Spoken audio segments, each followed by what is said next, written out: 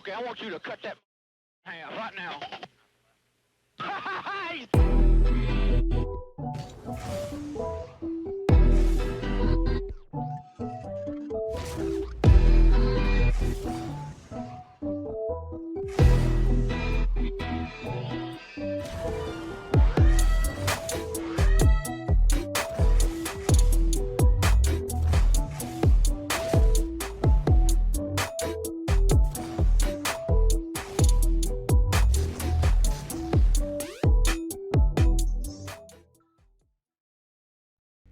Okay, I want you to cut that. Welcome back, everybody, to Nameless Esports here on Twitch. We've got another Rocket Rush here for you tonight, and I mean, it's season 2. It's back and better than ever. I love these weekly Rocket Rushes. It is always so entertaining. I'm your caster, Shadow Driller. Joined alongside me is the wonderful Kenzo. Kenzo, how you doing tonight? I'm doing good. Doing good. You know, it's a bit hot in my room, but you know, I'll manage to get through it. I always do. But yeah, we're back at it again. It's week 3, and man, we're not halfway through the season, but it is slowly heating up.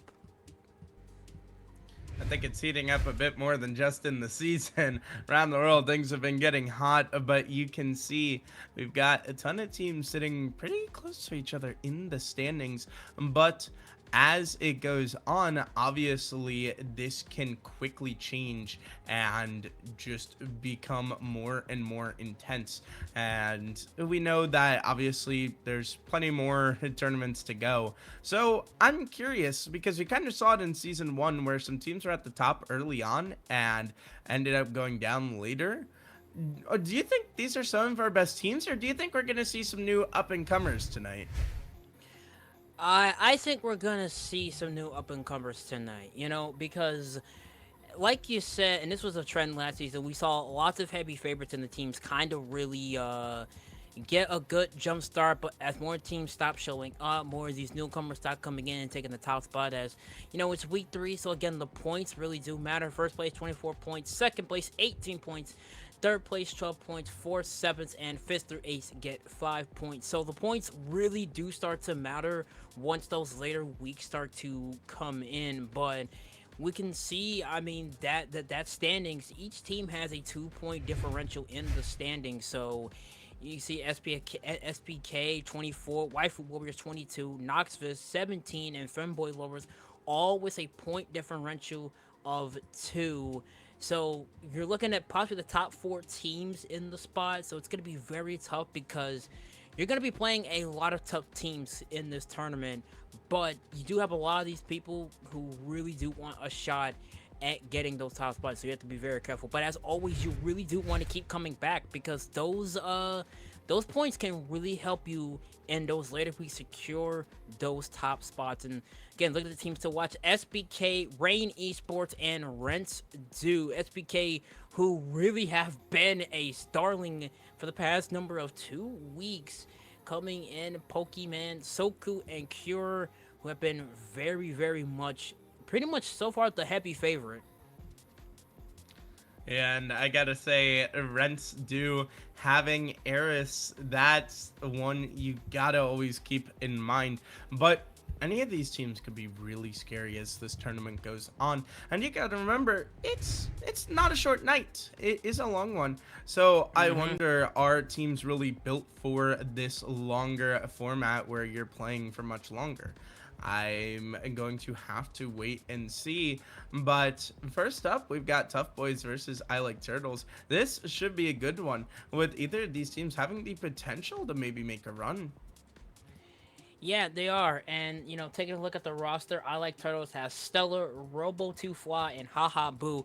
We know about Haha Boo. They've played numerous amounts in our tournaments before. They played in Season 1, So they are a pretty much a well-known name. So they're kind of a bit of a star around here in Rocket Run. So you kind of really have to keep a very close eye on them because Ahabu can really come out and surprise you with a lot of these plays that they can just make. And we've seen it before throughout most of the tournaments.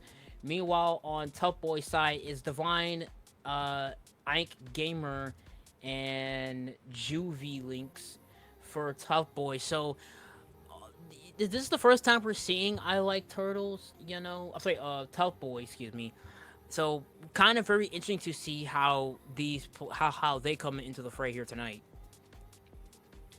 Yeah, it's going to be interesting to see how either of these teams fare, especially early on in the tournament. You do not want to be knocked down to the lower bracket this early.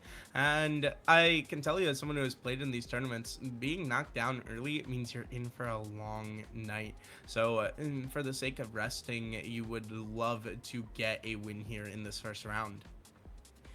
Well, when you talk about that, you do have a bit of a harder you do have a bit of a harder road if you're in the top part of the bracket because you do have to play a best of threes and then a best of seven. But if you go down to that lower bracket, you just have to deal with best of ones, which for some teams that is an easier route to go because all they gotta do is just win one game. Take example Zave Esports. They go down the lower bracket and they just clear right through it. So sometimes playing in the lower bracket is a bit of an easier task, but you do run into the chance of being eliminated if you go down to that lower bracket.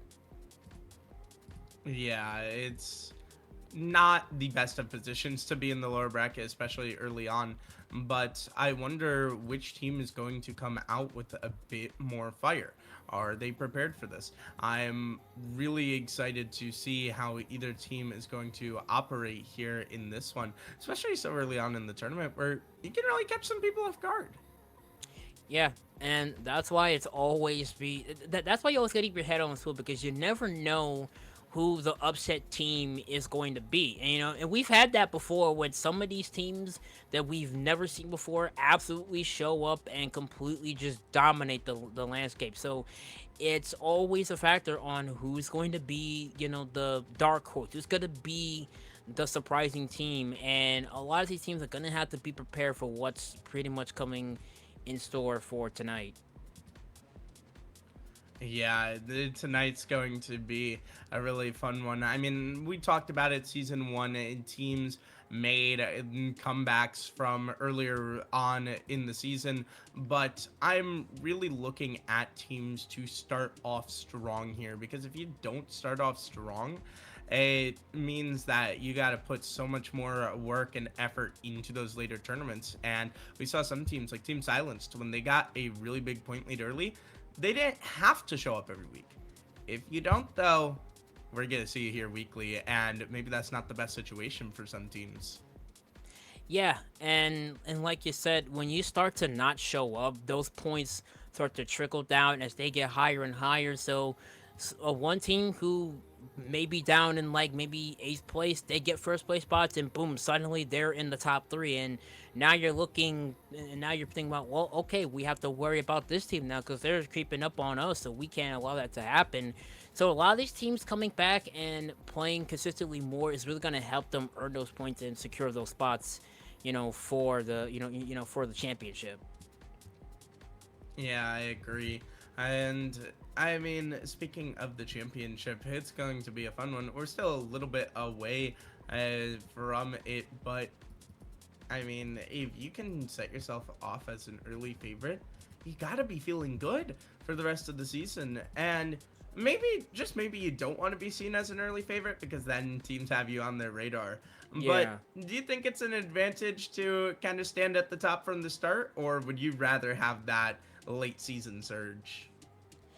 I'll say when you have a target on your back, gonna start gunning for you. They're gonna start analyzing you, dissecting you more, looking for weaknesses. So when you are the heavy favorite, you have a lot of pressure on you. You have a lot of expectations to fill because everyone expects like, okay, this is the top team, so I should expect this top team to just consistently perform at a high level every night. And when they get upset, it's usually it's kind of a shocker. Sometimes it's like, Hmm. an undefeated team losing to a team that's like 2-7. So anything can happen on a Saturday. Anything can happen. You always have to make sure that it's always just keeping your head on the swivel, making sure that you're not looking past your opponent. And for a lot of these teams, I'm pretty sure that they're not looking past their opponents. They're very well aware of what they're getting themselves into. Yeah, you need to be careful. And as we get into this, it is the Nameless Weekly Rocket Rush here, sponsored by Trophy AI. Sorry, it is best of three. Bit of a mistake on the overlay, but that's the thing. It is best of three. It's brutal. You have to be playing strong from the start. You do not have a lot of time to make up for any mistakes. So, speaking of someone who knows about just this Rocket Rush in general, it's Haha Boo. Kenzo, you kind of mentioned it before. Isn't this guy experienced around here? Yeah, yeah. You took like I said, Haha Boo is pretty much a staple around. He's a household name. He knows exactly what he's doing. And look at that, already showing why he is just a good team player. Trying to set his team up, setting one of his teammates up, but just not time way too far back. But you take a look at Boo. He's not one to take lightly. You give him any inch, he'll go and take a mile. You give him any setup, and he will obviously exploit your weaknesses. And meanwhile, I like Turtles might have a bit of a stalemate. And speaking of stalemate, it's 0-0 up on the board. 2 minutes have gone by into the match. And you can just see I like Turtles trying to at least get something going. Here comes Stella. Stella trying to go off the wall. Very empty there, but just get bailed out. Goes Tough Boys. Now it's Ink Gamer. Gamer tries to ride the wall. Demo goes in his favor, tries to set it up, but there's no man back down here. But it's going to be a shot on the way. But Haha Boo with the great defensive save. This is what I was talking about. Haha Boo, household name. He knows how the game works, knows exactly how to stop plays like that. Yeah, and it's so important to stop plays like that. You do not want to give your opponents any momentum at all. But your car's momentum may take it through the net, but Stellar just quite couldn't pierce the heart. And so Tough Boys will get out of this sticky situation. Yeah, just a very sticky situation, but they were able to get out of it. And now I like Turtles on the fast break. Here comes Ink Gamer. Ink Gamer pops it in the air, looks for the reset, but he's gonna get cut off. But this teammate is just back there. Now Jinx off the wall, tries to go for that second effort. Very risky play, but Haha Boo again with the great save. The stalemate continues. Both these defenses putting up a barnstormer here. And Stellar rides the wall, heads into the corner, looks for a setup, but Juvie tries to get to the goal, but cannot find it. Here's Robo. Robo tries to get it, but again, no dice there. Stellar with off the touch. And again, Tough Boys really putting on the offense right now, but the defense for I Like Turtles is well on display. Speaking of defense, it's a heavy defensive game. Still 0-0 on the board. 0-0 on the board, but it feels like that could change at any moment. Both of these teams just knocking on the door constantly, but unable to break through. Demos ringing out across the pitch as Jivelix. I've been saying Juvie, so if anyone in Juvie, chat wants to fair enough. correct me or production wants to correct me, please do, because I may be pronouncing that name wrong. But here comes Juvie. Juvie rises to the air, and there it is. On the board are Tough Boys. It's Juvie with the aerial goal. 1:40 left to go. Great play to score there by Juvie, and that's so important. 140 is plenty of time for I Like Turtles, but it's still a bit rough, especially because you're going to feel more and more stressed as the game goes on. But you're just going to get one back for free. Haha Boo just grabs that bottom left corner, and the defense wasn't ready. Yeah, defense just out of position, and Haha Boo, like I said, you give this man any opportunity, and this man will take advantage of it. That time, he took a risky angle shot, it paid off. Tough Boys was just out of position, could not react to that. But now here comes their chance shot on the way, but it's deflected and denied by Fly and Boo. Now back downfield.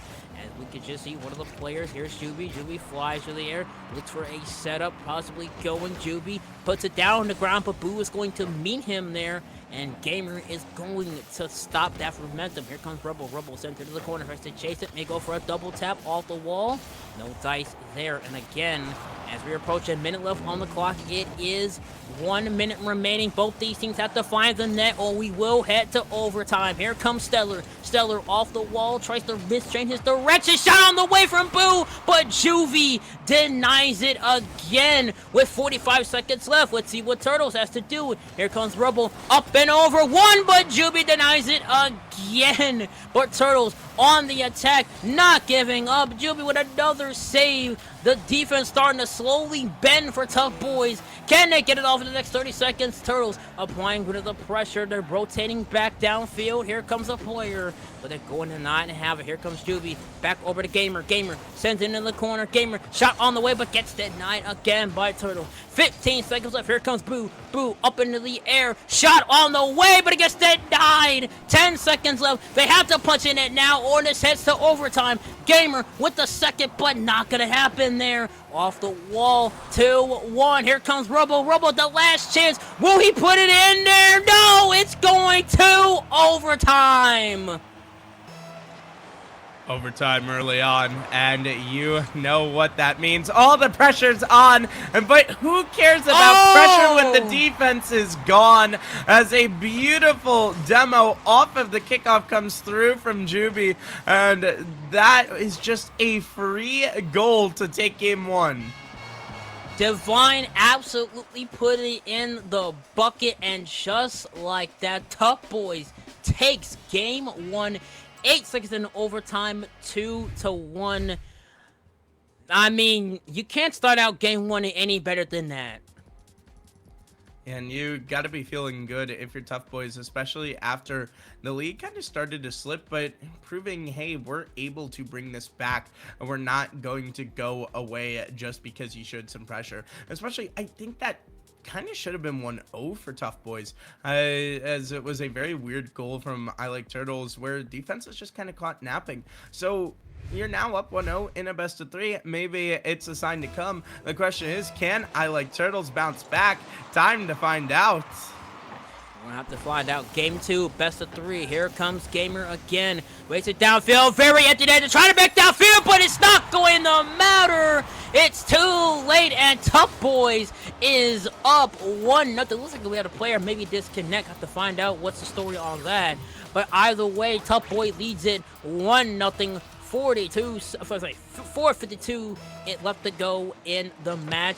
I Like Turtles now down a goal. They're going to have to start getting up. And here's Robo. Robo, they might get that goal right back. But Divine with a Divine save, pun intended. Keeps it alive. Shot on the way, but there's Gamer again. Gamer keeping the hope alive. And again, the defense is just so well on display. But Boo gains it right back for I Like Turtles. And they're all tied up. 4:34 left to go. I mean, last game featured so much defense. To see this come out and have 2 goals in the first 30 seconds, definitely a shocker.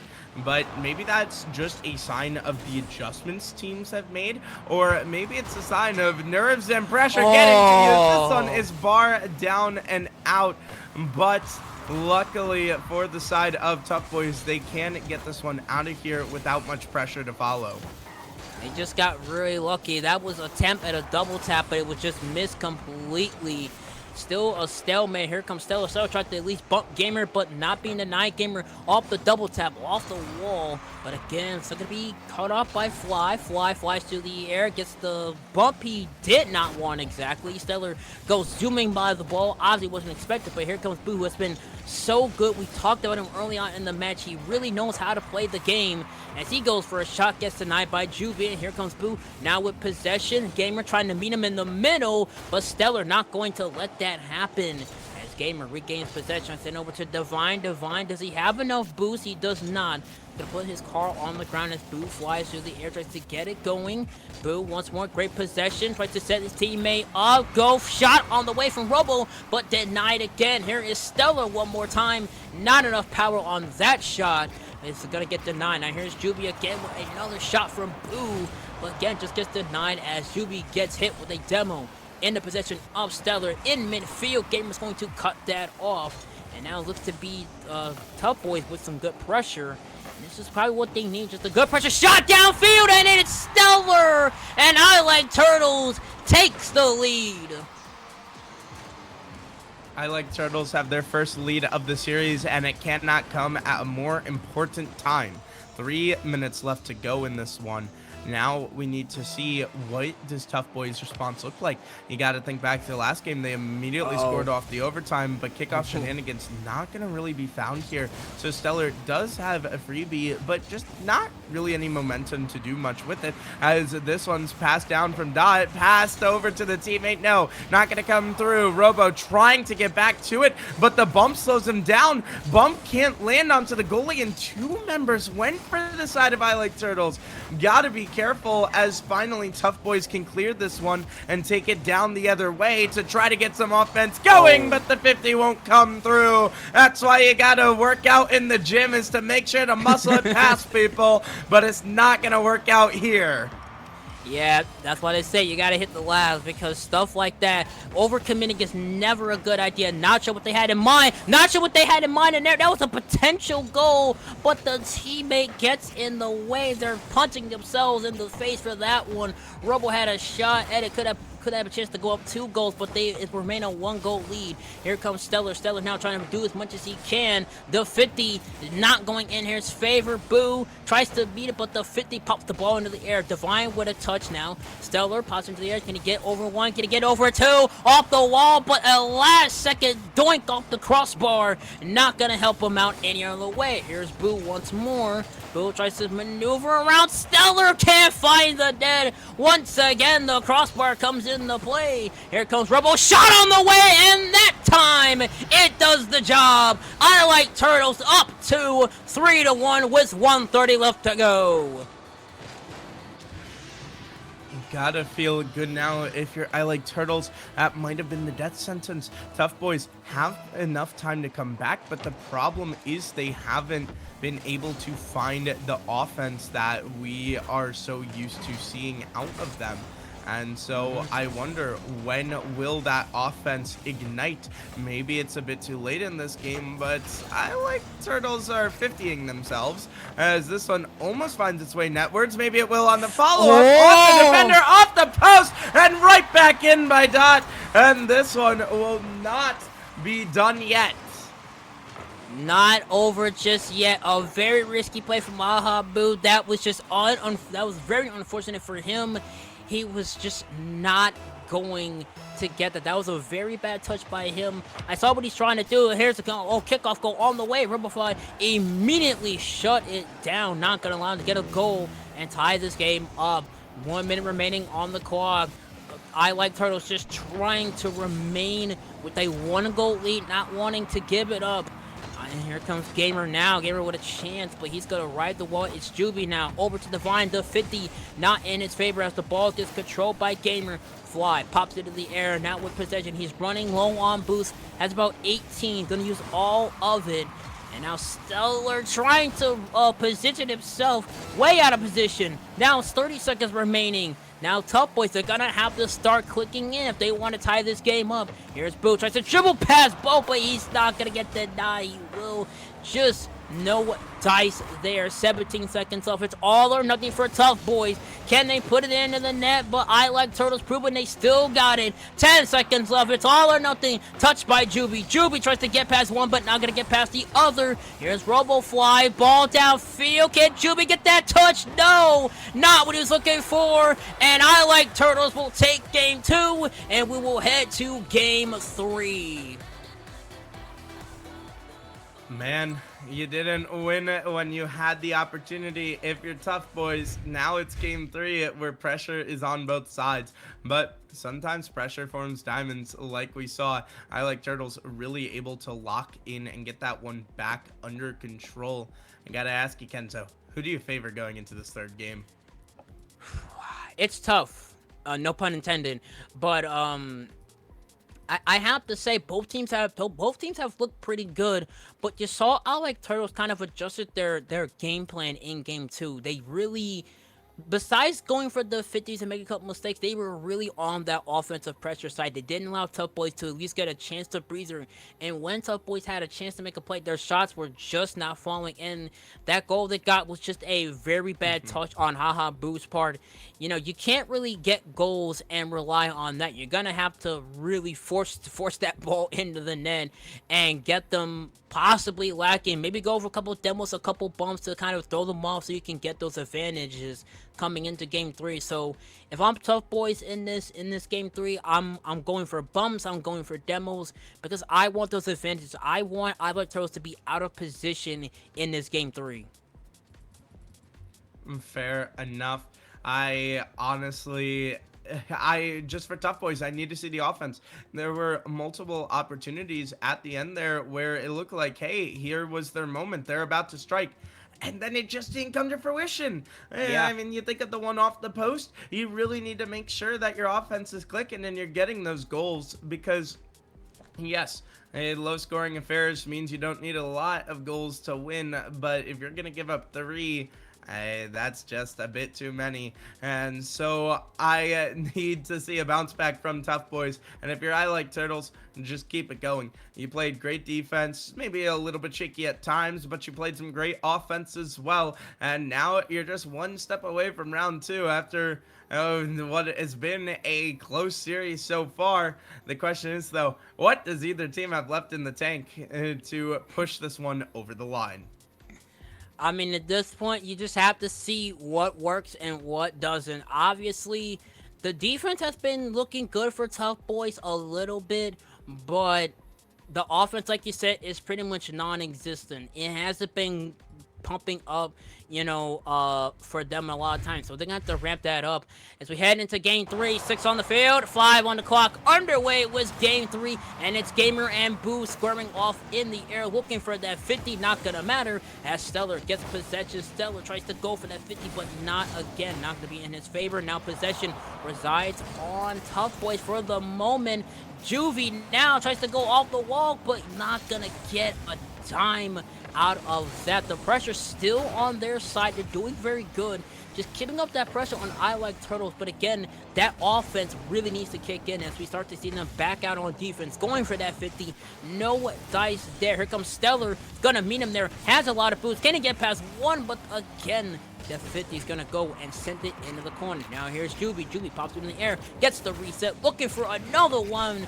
But I Like Turtles, again, with a good defense, just not going to deny them. Still a stalemate, 0-0 on the board. Here comes Boo, racing back downfield. Boo trying to get past one off the wall. Has a teammate back downfield, but Juvie denies it. Read the play like a book. What a save, and that's the kind of clutch plays that you need, especially like that, as Ian will come through for this squad. Defense on the back foot, hand down, man down. Haha, Boo knows it best as Tough Boys are up 1-0.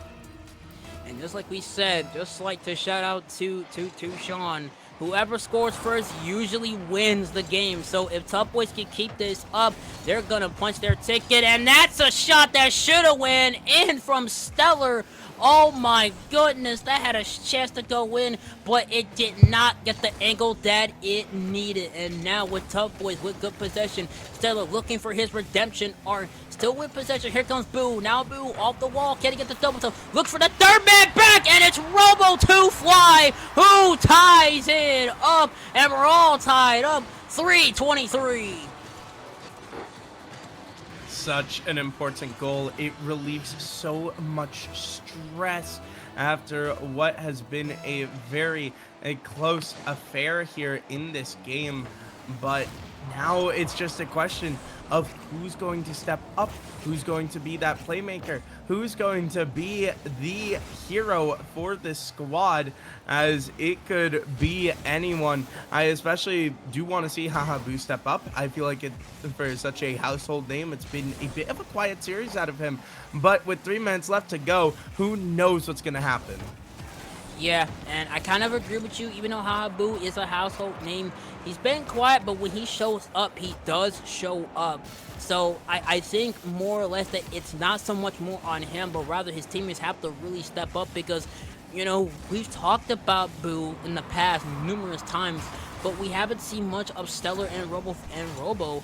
Despite them making a couple of shots, despite Robo getting that shot and scoring the goal, we really have to see more of I Like Turtles and Stellar and Robo by having to make the play and getting more of their action into it. As speaking of Stellar trying to get around. Here comes Boo off the wall. Goes for that shot. Maybe goes for the double tap, but cannot find it. He just gets bet with the 50, and now here comes Robo. Robo, chance for the empty net, but no dice there. Just gets knocked away by Tough Boys. Now Stellar looks for the play. The playmaker set up. Boo, very empty net, but Juvie, what a great job. Just clears that ball out of the way. A very easy save from him. Now Boo, shot on the way, but there's Gamer again denying it, keeping the hopes alive for Top Boys. But Turtles, again, the pressure is so well good. Hahabu, shot on the way, off the crossbar, it goes, second chance ever from Stellar. Stellar gets denied by Gamer again. Stellar has just been, I know he's punching his monitor right now, he's slamming the keyboard, thinking, every time I get something going, I just get denied. Now Stellar gets a chance for a save. Stellar fast back down 3. Here comes Turtles. Stellar with racing down. He's got 0 boost, but he should have grabbed one when he had the chance. No dice there. Here comes Fly. Fly into the corner. They go. As he sends it over to Boo. Boo sends it over to Stellar. Maybe a chance at a teamwork play. We have seen that once the teamwork's on display. Not so much from Tough Boys, but more so on I Like Turtles. I'm sorry, yeah, I Like Turtles who have been good at teamwork. Not so much on Tough Boys.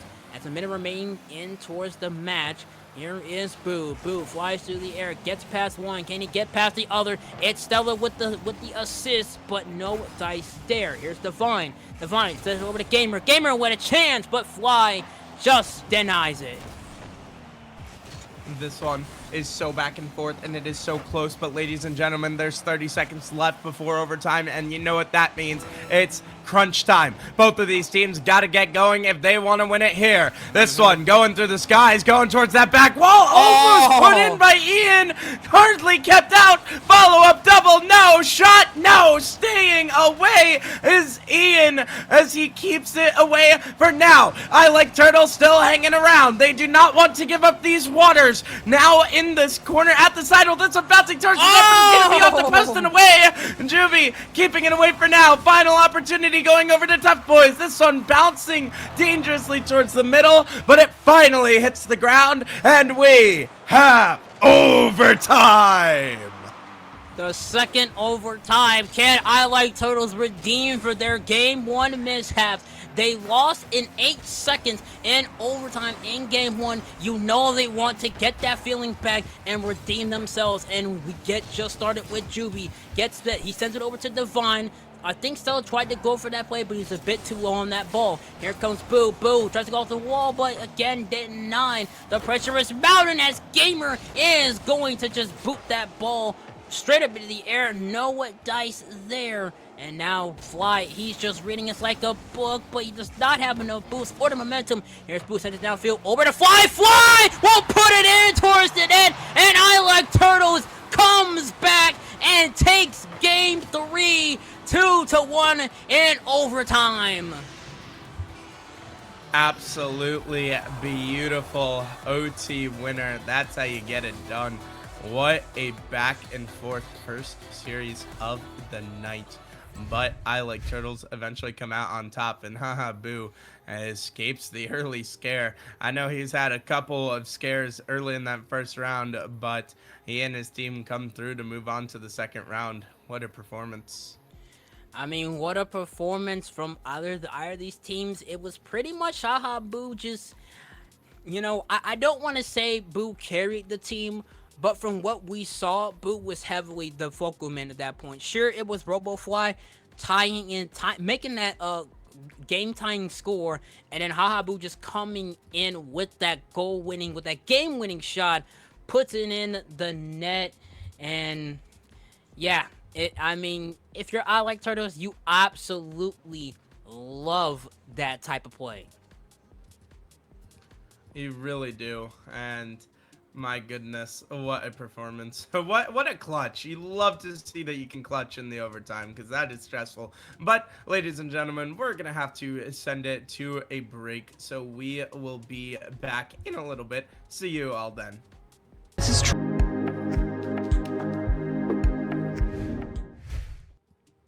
Welcome back, everybody, to Nameless Esports. We've got another fun match. That last one was a barn burner of a series, and hopefully this one will not disappoint. It's Team Supernova versus Shawnee State University, a college team that has had some runs in CRL. They haven't made the league before, but I've seen them cause some chaos in some LCQ tournaments, so it'll be interesting to see if they can cause some chaos here tonight. Kenzo, what are your thoughts upon this matchup? Well, like you said, this is a CRL team, so if they made some decent runs in CRL, then I think they do have a chance to possibly, maybe, if possible, maybe go to winners finals, quarterfinals. We don't know, but there is a possible chance that they could make some big names and some big rounds here. And as always, what you love to see, even universities, colleges, high schools always come here to Rocket Rush and make a name for yourself. It's how you get exposure, it's how you get noticed, and it's how you get put on, the map. As for Team Supernova, not the first time. Well, this is my first time seeing them. So, again, both these teams, I'm not particularly sure who's going to come out on top. It's 50-50 in the air. But taking a look at Shawnee State's roster, Slayer, Indicator, and Taco Stat. So, if these three players, like you said, have been making names in CRL, then it's possible that Shawnee State could run away with this one. But it's always 50-50 on who's ever going to win it. Meanwhile, for Team Supernova, is Verosa, Effects... Oh, my headset just cut out. Sorry. Real quick, I do want to say, Slayer and Takastash have been around the CRL scene for a long, long time. So, guys with experience, it's these guys. I've had the pleasure of facing Slayer myself, and he is just an unbelievable player. But I'm honestly favoring Shawnee State University here. I gotta be honest, CRL teams tend to have a bit more chemistry than most teams. But it's time to find out, and it's time to stop asking questions. Let's see who comes out on top between Shawnee State and Supernova. Yeah, obviously, it's a 50-50 match. You have to see, it's pretty much, you're just gonna have to, go for it, and not play a bit of a patience ball. And speaking of not playing with patience, both these teams throwing haymakers right at each other. Here comes Taco Stash. Taco Stash try to get the early goal. Second chance effort from Slayer, and Slayer living up to his promises delivers the opening shot. Shawnee State up 1-0. Getting that all-important first goal is so big for your mental, for the momentum, for everything in between. Now your opponents show what they've got when they're on the back foot. A little bit of miscommunication from Shawnee State, but they will eventually clear out with some redirects, but only temporarily, as it's put right back into the goal area, but it'll be swatted away and then put right back. Sentinel trying to get it to a teammate, but he doesn't have one in the local area, and so Slayer and co are able to clear it. Yeah, just a good cover by them. Sentinel just trying to put the ball in towards the net, but Shawnee State just a good defensive play. I'm hearing from chat that Slayer is a pro coach, so you might be right. Shawnee State with just a stacked powerhouse, like you said, making waves in the CRL. This is a big name team playing tonight. And thank you, K-Vox in the chat. I know that, and I completely forgot about that. Slayer is also an ex-professional player, and so he is the most experienced player on this pitch. I believe Shawnee State have come around for these nameless events before as the double reset trying to come around, but Indicator cannot quite get it to go. Slayer quickly there for the follow-up. Double tap. He has the boost. Does he have the shot? Yes, he does! As he puts that one down and away, as that one is such a dagger through the leg as Supernova got crippled. Like, you take a look at Hashiara just playing way too deep into the net. Not sure we had in mind. Slayer just looked like the dad playing backyard football with the kids, and Indicator making his presence known, and Shawnee State are roaring out to a 3-0 lead with 3:01 left to go. You absolutely love to see it, and this is why I favored this team. And just the teamwork is impeccable out of them. And that's the thing about these collegiate teams is since they've played together for longer, they tend to have more experience with each other, better comms, things like that. There's a lot of teams that form coming into these tournaments, and some do well while others not so much, but you have to see that when you get the teamwork going, it just looks beautiful. And for the question in chat, the ranks really do vary. Anyone can sign up for it, but we have seen up to pro players in these tournaments before, including Wavy was in one, but Slayer is the one looking to make waves here as he looks for the reset into the dunk, but Sentinel stands tall. Sentinel just trying good defense. They had to at least put it a goal, had to get that 0 off the board, but Shawnee State with just so much good teamwork, not deny. Here's Taco Status, look for the double tap, the redirect, not happening.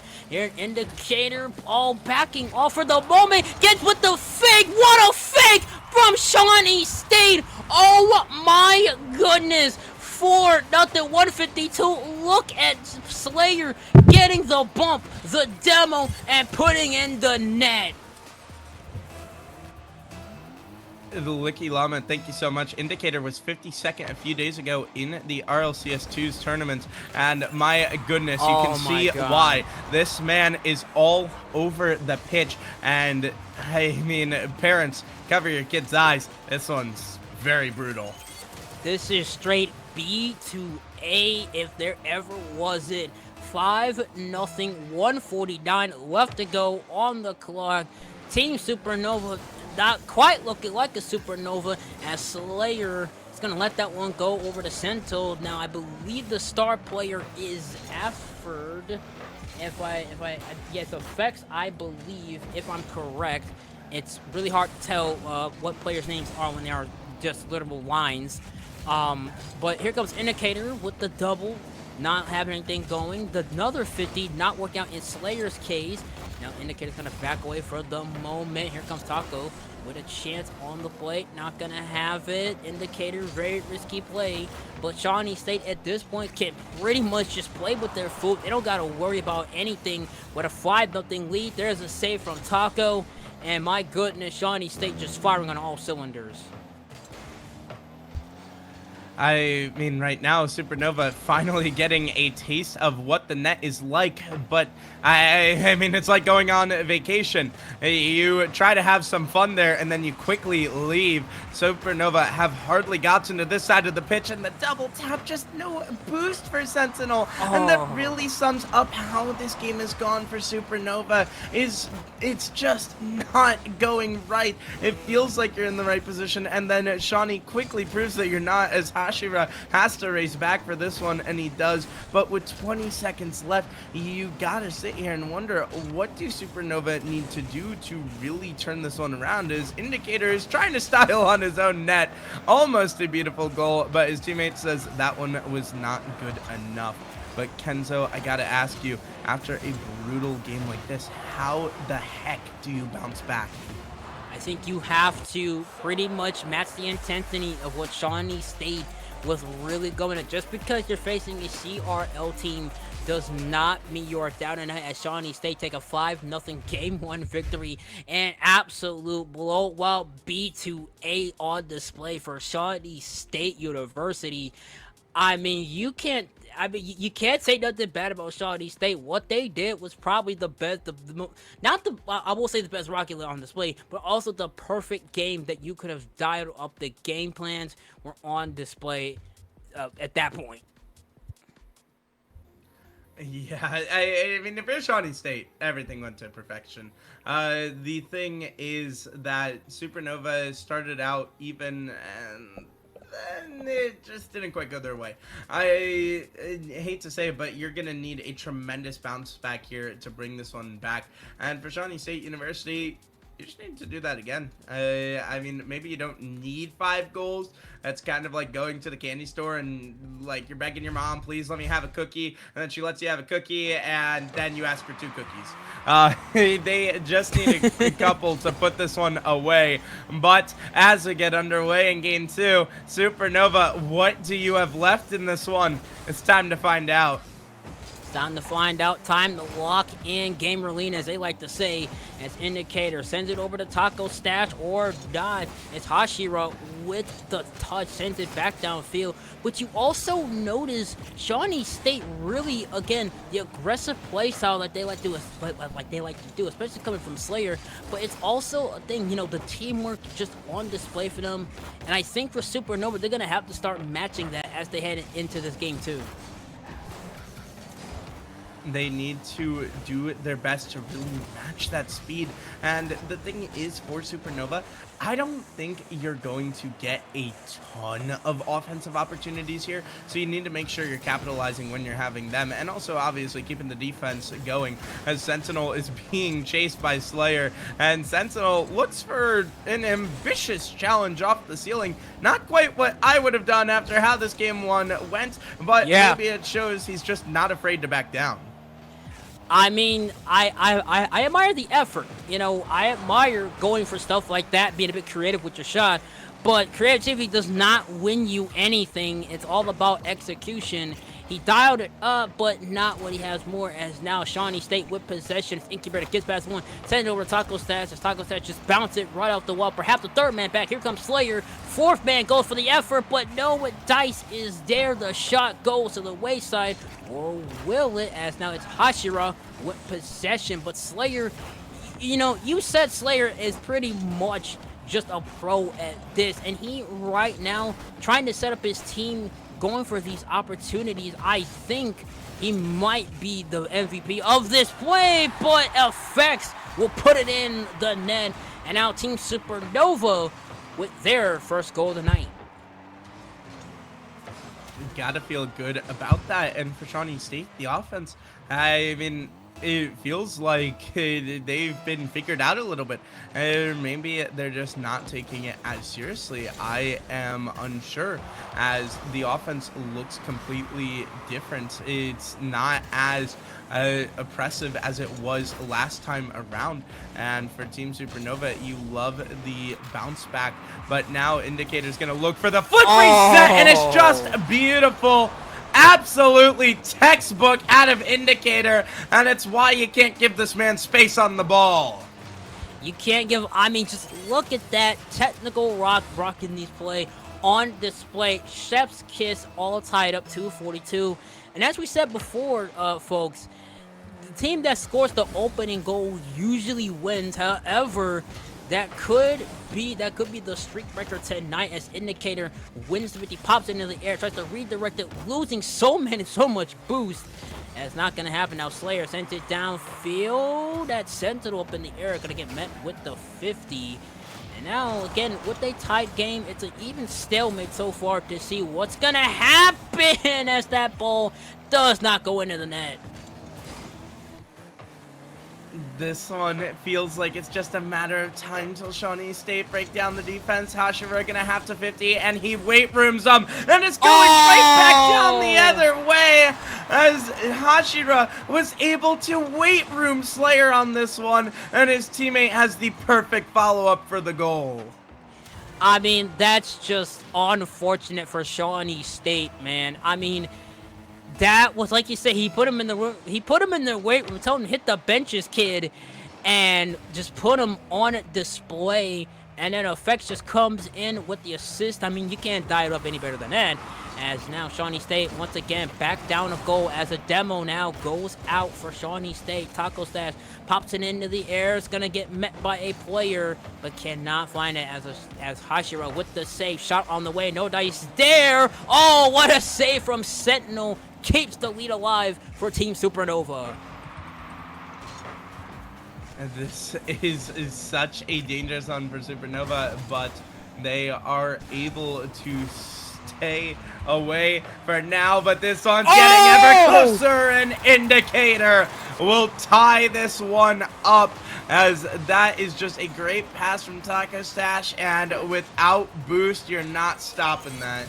You are certainly not, and just like we saw, Shawnee State may be down, but we are seeing they can fight right back as the kickoff. Not going to be having us is Indicator with a chance. Going to get met by Slayer. Now Slayer, what a shot! Oh, it doesn't go in! What a last-second save! Another save coming from Team Supernova! Oh my goodness! They're not out of the woods yet, though. Slayer on the double will be blocked away by Hashira. Barely keeping their heads above water. Sentinel keeps it out. Pressure still around. Indicator down and good. As Shawnee State put themselves in prime opportunity. And eventually, with enough cannon shots, you take down the ship. Somehow, some way, the defense broke. Shawnee State just kept throwing haymaker after haymaker, and now with the lead with 50 seconds left, it's not over Supernova yet. They still have a chance. As Sendo goes for the shot, Slayer gets the deny, but Hashira, with a great pressure, keeps the hopes alive. Can he have it? No, it's gonna be sent over to Taco Stash. Now Taco Stash with possession, up and in the air, off the wall, trying to find it, and he will, and they might have it. With 31 seconds left, up 2 goals. Shawnee State looking for the sweep. Knife through butter. That's what it looked like there as Taco Stash just freely went by the defense. And it's also a dagger through the heart for Supernova. 30 seconds left. You are not out of it yet, but you are quickly going to run out of time. This one has to be a goal. And Hashira didn't want to go. I can't say you don't blame him. Indicator was not expected to miss that, but that was a prime opportunity gone by the wayside, and that will just about wrap this one up. Shawnee gonna hold possession and hold a ticket to the 3rd round as this one's over, ladies and gentlemen. That I don't know what Hashira was thinking. That shot, he should have went for that, but he let it go. I'm not sure what the strategy was, but I mean, you can't let shots go like that. Yeah, I mean, like, you can't let that go. You gotta go for that shot. When that clock is ticking down, you have to go for that, and I'm pretty sure he's gonna be thinking about that one for the rest of the night. But either way, Shawnee State, our collegiate showcase team, putting on a display, a sweep, a 2-0 sweep, score 4-2. And obviously, we've never had a collegiate team go all the way, but with the way Shawnee State has been playing, they could very well make a trip to the finals. Yeah, it was really just... I mean, the second game was a lot closer, but it still felt dominant out of Shawnee State. You saw how they just systematically broke down Supernova, and they're on to the next round. But speaking of the next round, we're gonna have to wait a little bit to get that bad boy fired up. So we're gonna send it to a break. They got Val Fox, Neoflix, and Bakura, who have been... Well, we haven't seen them much, but taking a look at their past matchup, they took out Team Carmax and Team Burger. So, looks like they've had a couple wins under their belt to see if they can get past our champions of the first 2 weeks in SPK. Oh, I'm sorry, SPK did not win week 2. I'm sorry, I apologize. I mean, it's a lot of Star GG to look at. But the thing is, I'm excited to look at some good old-fashioned Rocket League. This should be a lot of fun between these two teams. Has SPK did not win week 2, but they want to get back to the top. Players are playing a little bit of musical chairs as we wait to get into it. We'll flash back to our lovely faces, but I mean, players are playing a game, but playing a game inside of a game, playing musical chairs, it happens sometimes. But Kenzo, who are you favoring here? Do you think Tarn C can pull off this upset? If Torrency can stop the momentum that SBK is going for, I believe they can, but SBK really likes to bring the pressure, so it's going to have to see what they can do, as right now it's SBK picking up, want to get back to the finals. They did not win week 2, so obviously you know that is burning in the back of their minds. They really want to get back. And here's Poke. Poke tries to get something going, but it's Cure who picks them up, rides the ball, sends it downfield, looks for the teammate, but that ball will get bumped out of the air. No goal opportunity for SBK. Right now, early on, you need to capitalize upon these offensive opportunities. Just building up that momentum early. I know I really harp on it a lot, but as someone who plays competitively myself, who has won a collegiate championship, it is so important to get that early goal. It just fills you with so much confidence. It gives you so much momentum, and maybe this is not the kind of momentum you want as the ball goes towards your net, but eventually Poke will take a little bit of a hop, skip, and a jump over a defender, and he will have a shot opportunity, but it's quickly blocked away. Yeah, just a good block away from Tarn C, not allowing that, but Cure going for a shot. Veo absolutely with a great save. Sends the ball booming downfield. Shot on the way, but Cure denies it. Now Cure with possession. Tries to go half the court for a full court press. But Poke with the aerial goal puts SBK up 1-0. My goodness, a great job by Poke. When he got that first touch, I was like, oh, I don't think that's going in, but then a beautiful double tap will secure it. Yeah, he went for that double tap, and obviously, I mean, this is what SBK loves to do. They like to go for these stuff, and really, they go for a lot of, not demos, but they go for bumps and go for those mismanaged plays. As Poke sends it over to Cure. Cure with a chance, but no dice there. Now it's Flicks with a chance, but again, just those shots are just going to the wayside, and if you're Tarn C, you really don't want that. Yeah, especially against a team as good as SPK.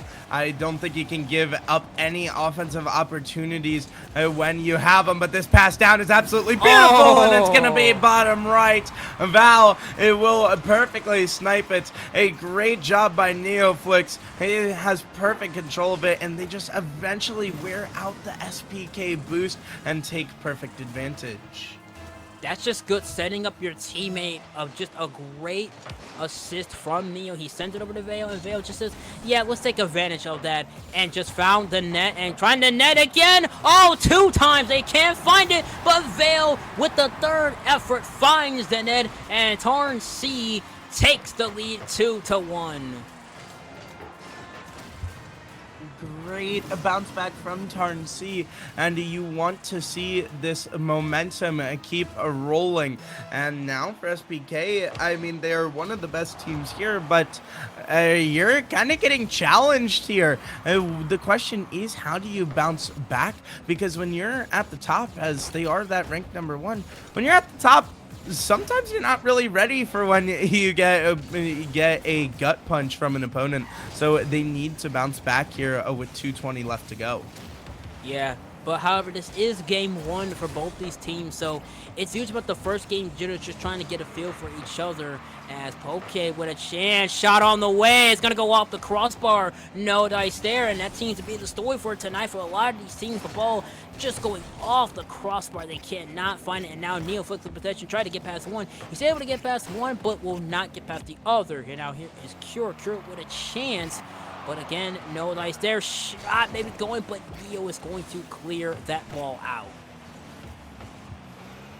Great clear, keeping it out of danger for now. Neo headhunting Kerr, but Kerr will slither away from that one as he gets back on the ball, looking for a redirect, but just trying to do a little bit too much. He threw in some extra spices and it just ruined the meal a little bit, but this meal could be delicious if the pass came through.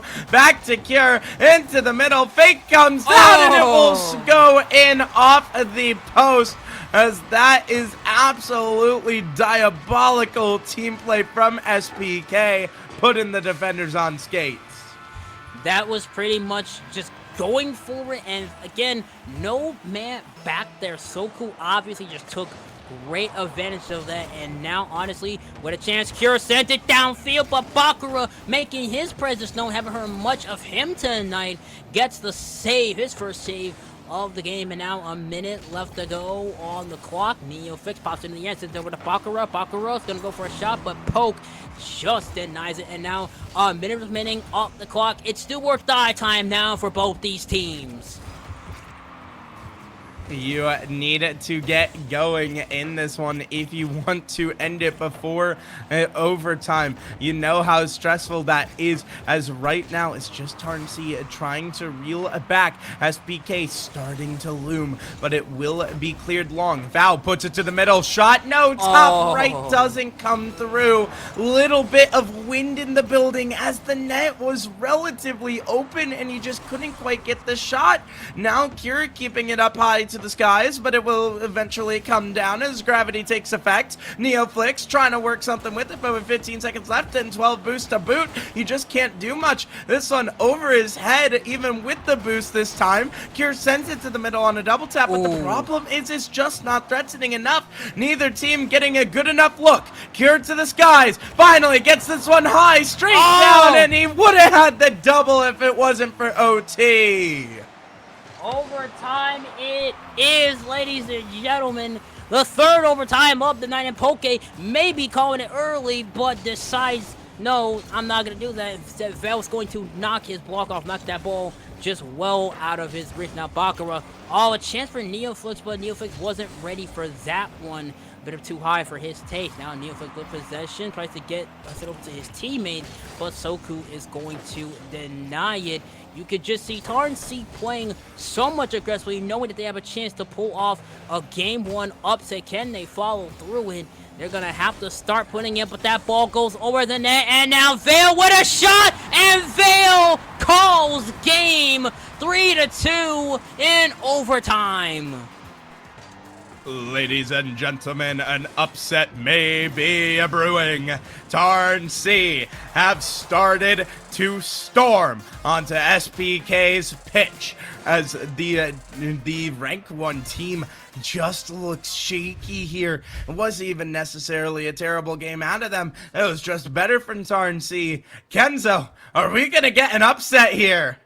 We might, and look, I may be the overtime guy. I might get a sponsor from DJ Kylie. He might hook me up because we might get another one in game 2. We might, but that's going to be well denied if SPK can clean up their acts, because, I mean, they look strong in the last couple of seconds in game 2, but just too many mistakes from them as we get set for game 2. And here we go. NeoFlix with possession.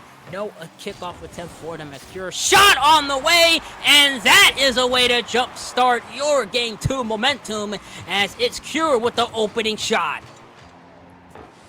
Great job by Cure. His team needed a little bit of life, a little bit of a spark, and my goodness, does the spark plug come through. Great job by SPK, and now you just need to keep that up. You do have to keep in mind, last game was 3-2, so you're not out of the woods yet. I need to see better offense and defense, but starting off on the offense is a good place to be. Yeah, starting off good. And, oh, that was going to be a goal if they did not get that good awareness from Tarn C. Just denying, just trying to not allow that. They recognize that could have been a chance for a goal. And Vale is just too late. And Soku puts it into the net. And SBK goes up 2-0. SBK is just playing better now. Something is snapped between games 1 and 2, and I mean, sometimes when you corner a wounded animal, they fight back harder than ever, and that is what this looks like. As speaking of fighting back, that demo was a flyby. Poke puts it high, looking for the demo to boot, but the problem is he's not going to be able to get it, as this one's going to be bouncing up, and Poke is going to be able to turn and burn, but no! Post burns him, Cure follows, and he's got the medicine for that burn. It's 3-0 SPK. They make up for it as Cure gets the with the assist from Poke. And SBK really acting like, okay, now we gotta lock in for game 2. We can't allow this to happen. And now up 3-0. Already a minute in towards the match, and SBK is up 3 goals, but they might have just given up one. Val with a chance. Oh, it gets saved by Poke. What a save by him. Can they go for it again? Yes, they will. This time it's Cure. And now Tarn C on the defensive side. Poke over to Cure, trying to go for the third man. Goes over to Soku, and Soku puts it in the net. And SBK are running away with this one. I'm going to quote my father. Was one thing he said growing up a lot. That was highway robbery.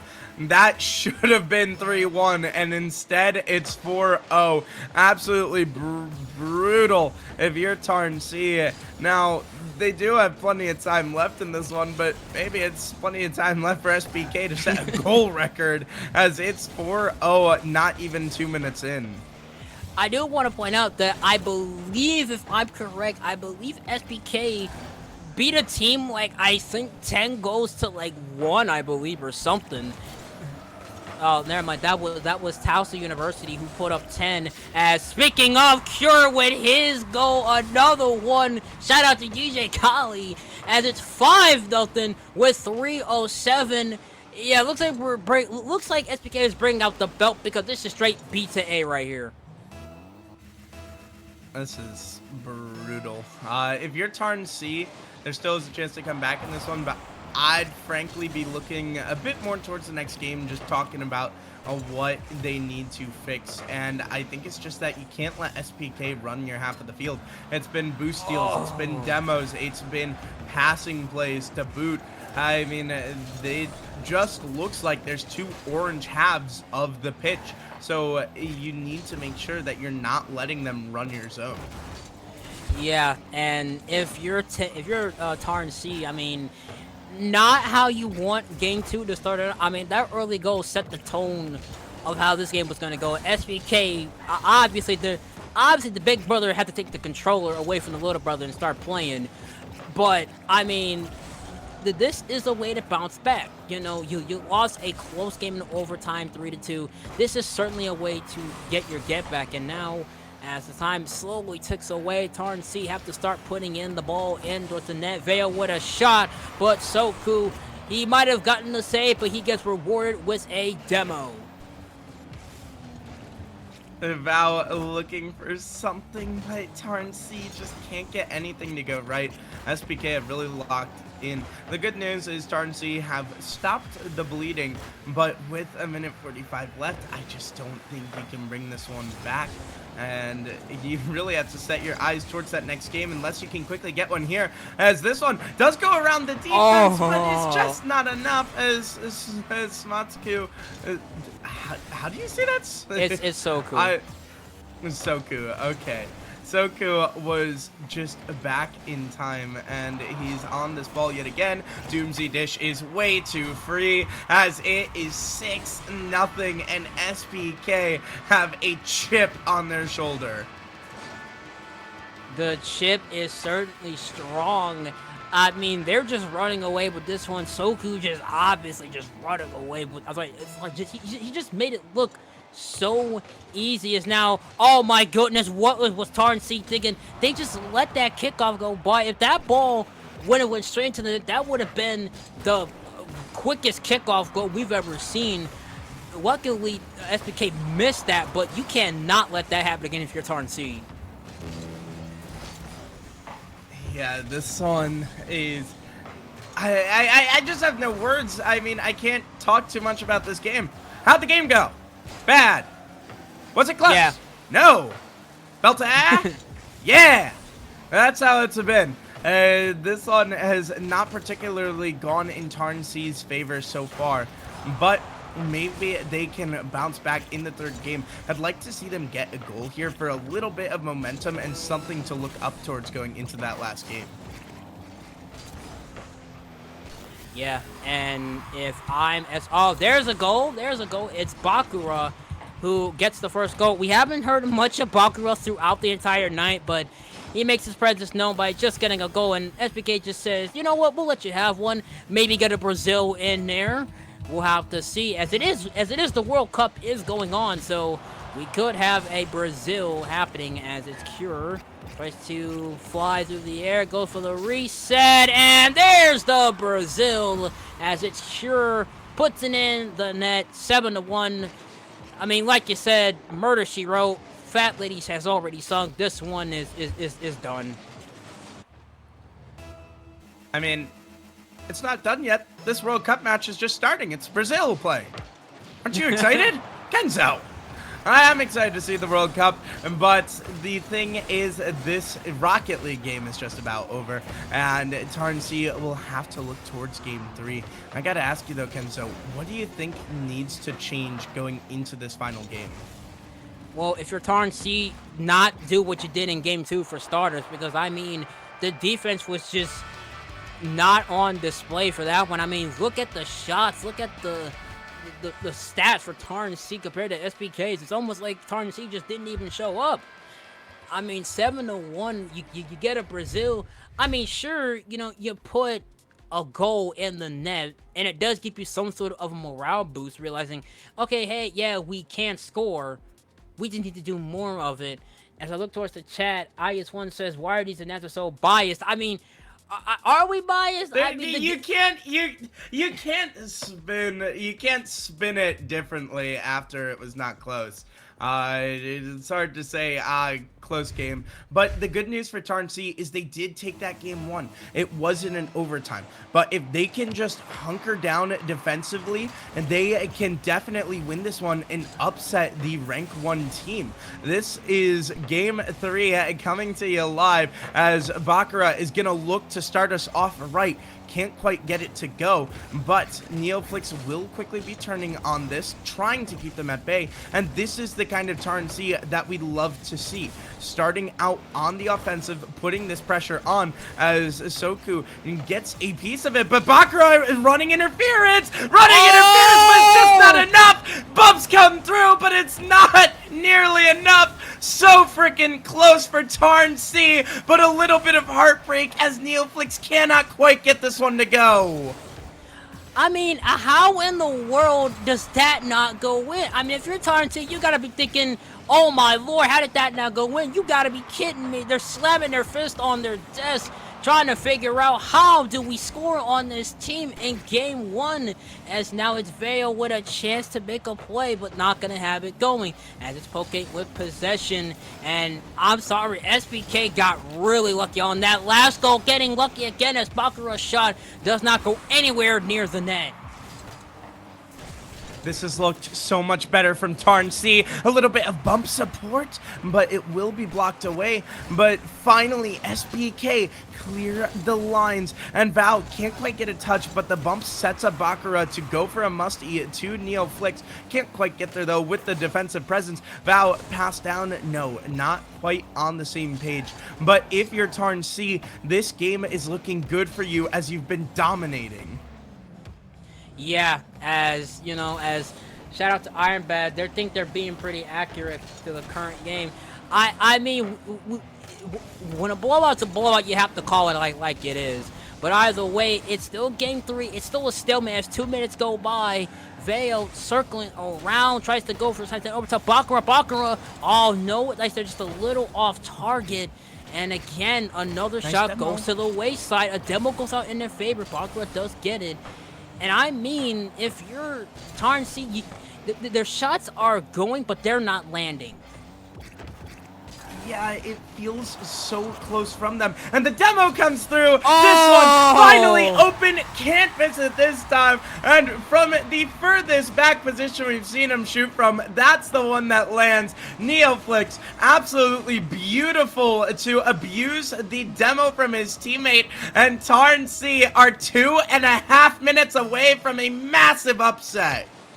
But don't count SBK out. There's still time for them to make a play and to make to make a reverse sweep, actually, if you want to say that. As it's Cure going to the corner, flies through the air, maybe looking for his teammate, but Bakura was going to cut him off. Bakura goes for a shot, but Soku just denies it. Now it's Soku with potentially using the last bit of his boost, but will get denied again. And Tarn-C keeping the pressure on them, just trying to keep their hopes alive. Into the corner, Soku, no dice there. And Shadow, I gotta say, Tarn-C could be looking at a potential upset if they keep this lead going. What has happened to SPK? It feels like they might have cashed all their chips into the second game as Val snipes this one over the top. Soku had the pressure from Bakura and he had to give it up, and that is a forced fumble, and SPK look like a shell of themselves in this game 3. They really do, and SBK, they're gonna have to start logging it because the time is slowly ticking away. Now it's the time to go for bumps for play shot, and there it is! Poke putting in the net, and SBK is finally on the board. They're down, but they're not out. You love to see the bounce back, but the question is it a bit too late? A minute 37 left to go. Kenzo, what do SPK have to do? They're gonna have to start working on their teamwork, gonna have to start locking in, because right now the time is taken away. You have about a minute and 30, and here's the thing, SBK have been in a situation we saw in game 1. They were down, they came back, they tie it, and even though they did lose that, they were able to tie it up. So it's not out of the realm to say they can't do it. As they send the ball into the corner downfield, SBK chasing after it as Vale rides the wall. Cure with the touch off the wall, as that is Poke sends it into the corner as a minute ticks away. What do they have in store? Up and over one, back and forth, a minute remaining. Soku into the corner, tries to put it in the net, but Bakura clears it out. Soku again racing back downfield. Does he have enough boost? He will. And again, Shadow, the time is ticking away. SBK is losing so much momentum, but they might have it if Poke can turn around. Oh, off the wall. That was a shot on the way. Ladies and gentlemen, 35 seconds left to go, and it is crunch time. Poke, gotta go. SPK need to get their gears grinding as they are running out of time here. 25 seconds left to go, and you're not even sniffing the blue half of the field. Tarn-C have been locked down. Now they're locking it down in the corner. Bakura trying to get a 50, not gonna go his way. This one from Val, put right back into the corner. Poke trying to pass it out. Cure needs a pass, but he can't get it to go. Neoflix to end it off the defender and in. Tarn-C might have just locked in the upset of the tournament as SBK are taking a trip to lowers.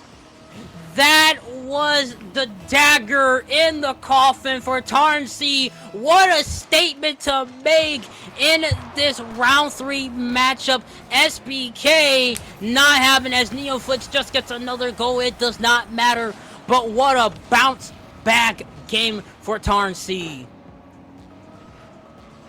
I'm gonna be honest with you, I'd hardly call this a game.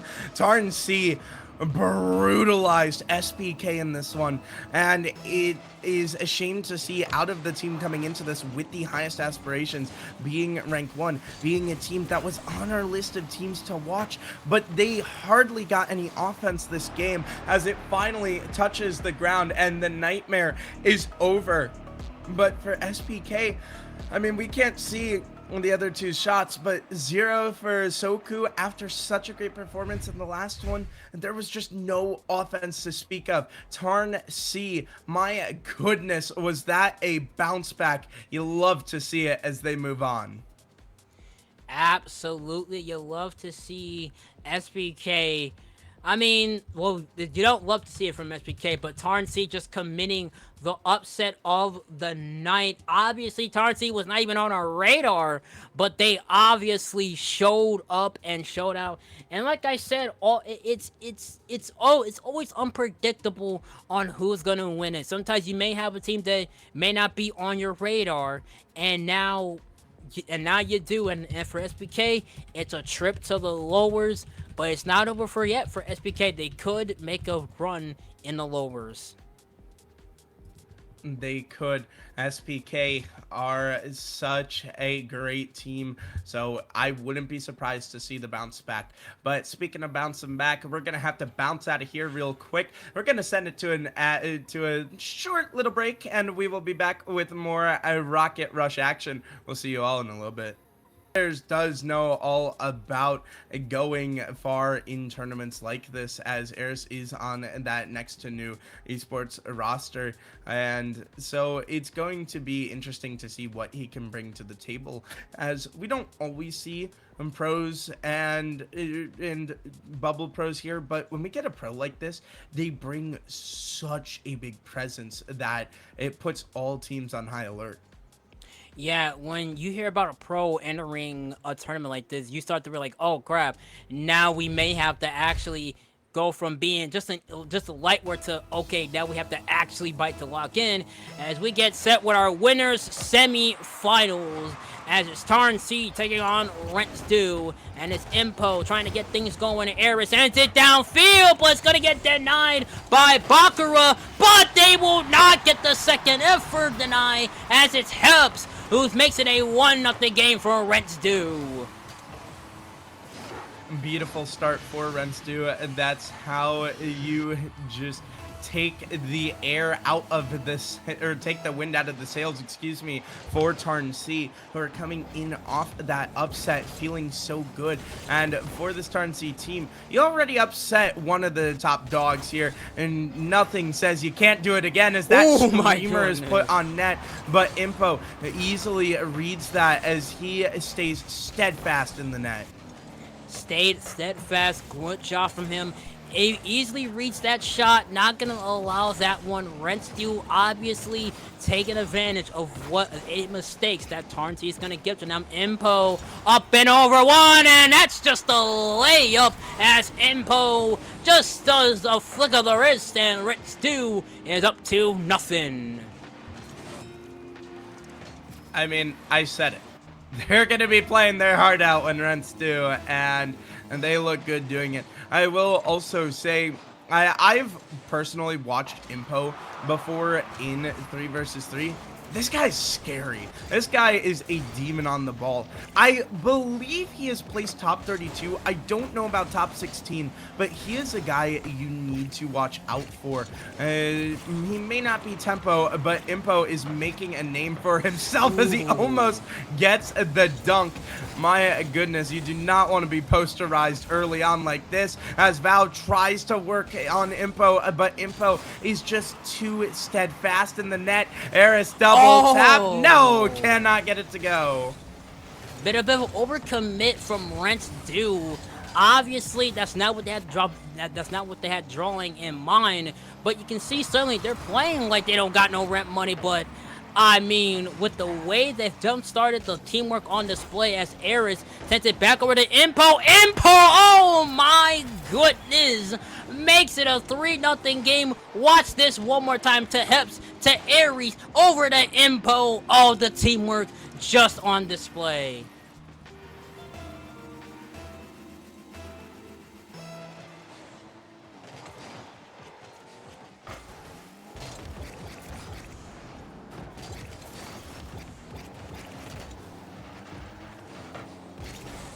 That's just a beautiful play out of the side of Renstu. And what can you do against team plays like that, against mechanics like that? Impo's triple reset almost perfectly set up Eris, but Bakura was back defensively. But the thing is, for the side of Tarn C, you really need to try to shut them down at the source. You cannot be letting them get off these passing plays, get off these mechanics. You just kind of need to smother them and force them into these bad touches. Yeah, you're gonna have to, at least for Tarn C, you're gonna have to go for those bumps and kind of get Renstu just a bit lacking. I mean, obviously you don't want to go in your first game with a 0 on the board. That's just a demoralizing play. As Impo with a chance for a shot, but he was a little out of position. As Tarn C now takes possession, Bakura gets a 50, not in his favor as the ball goes into the corner, back and forth. Aries tries to do something, but not gonna have it, as that ball just goes right by him as 2 minutes approaches on the clock. Haven't seen no offense from Tarn C in this match so far. Yeah, they need to get the offense rolling. This is looking like that game 2 against SPK. But the thing is, we know even after a rough game like this Tarn C team can bounce back, excuse me. So I am not as worried here, but Eris is looking to work his magic. Impo looking for the shot, not going to be able to get it, as Heps is going to quickly follow it up, but he's just not able to put it in. Pass down from Val, not quite where he wanted it though. Bakura still gets there, and it's blocked away, and that is so unfortunate. Also, quick update for the chat. I mentioned Eris has made top 16s. I almost forgot. It slipped my mind momentarily. He has made top 4 in NA before with Moist Esports and Strictly Business. So we have at least 2 players on Renstu who have been very high in the Rocket League esports scene. That is obviously Tarn C, not what they want, but as a shot goes, as Heps puts it in towards the net, his second goal of the game, and it's 4-0 with 48 seconds left. It looks like Renstu may just go to game 2, sorry, may end game 1 with a 4-0 blowout. Yeah, and I mean, for Tarn C, if I am them, I'm taking these last 45, just trying to get a goal, get some momentum back exactly like that, but they can't quite get it to go, and the shot's just not enough. Impo gets back, and Tarn C cannot get anything to go their way in this game.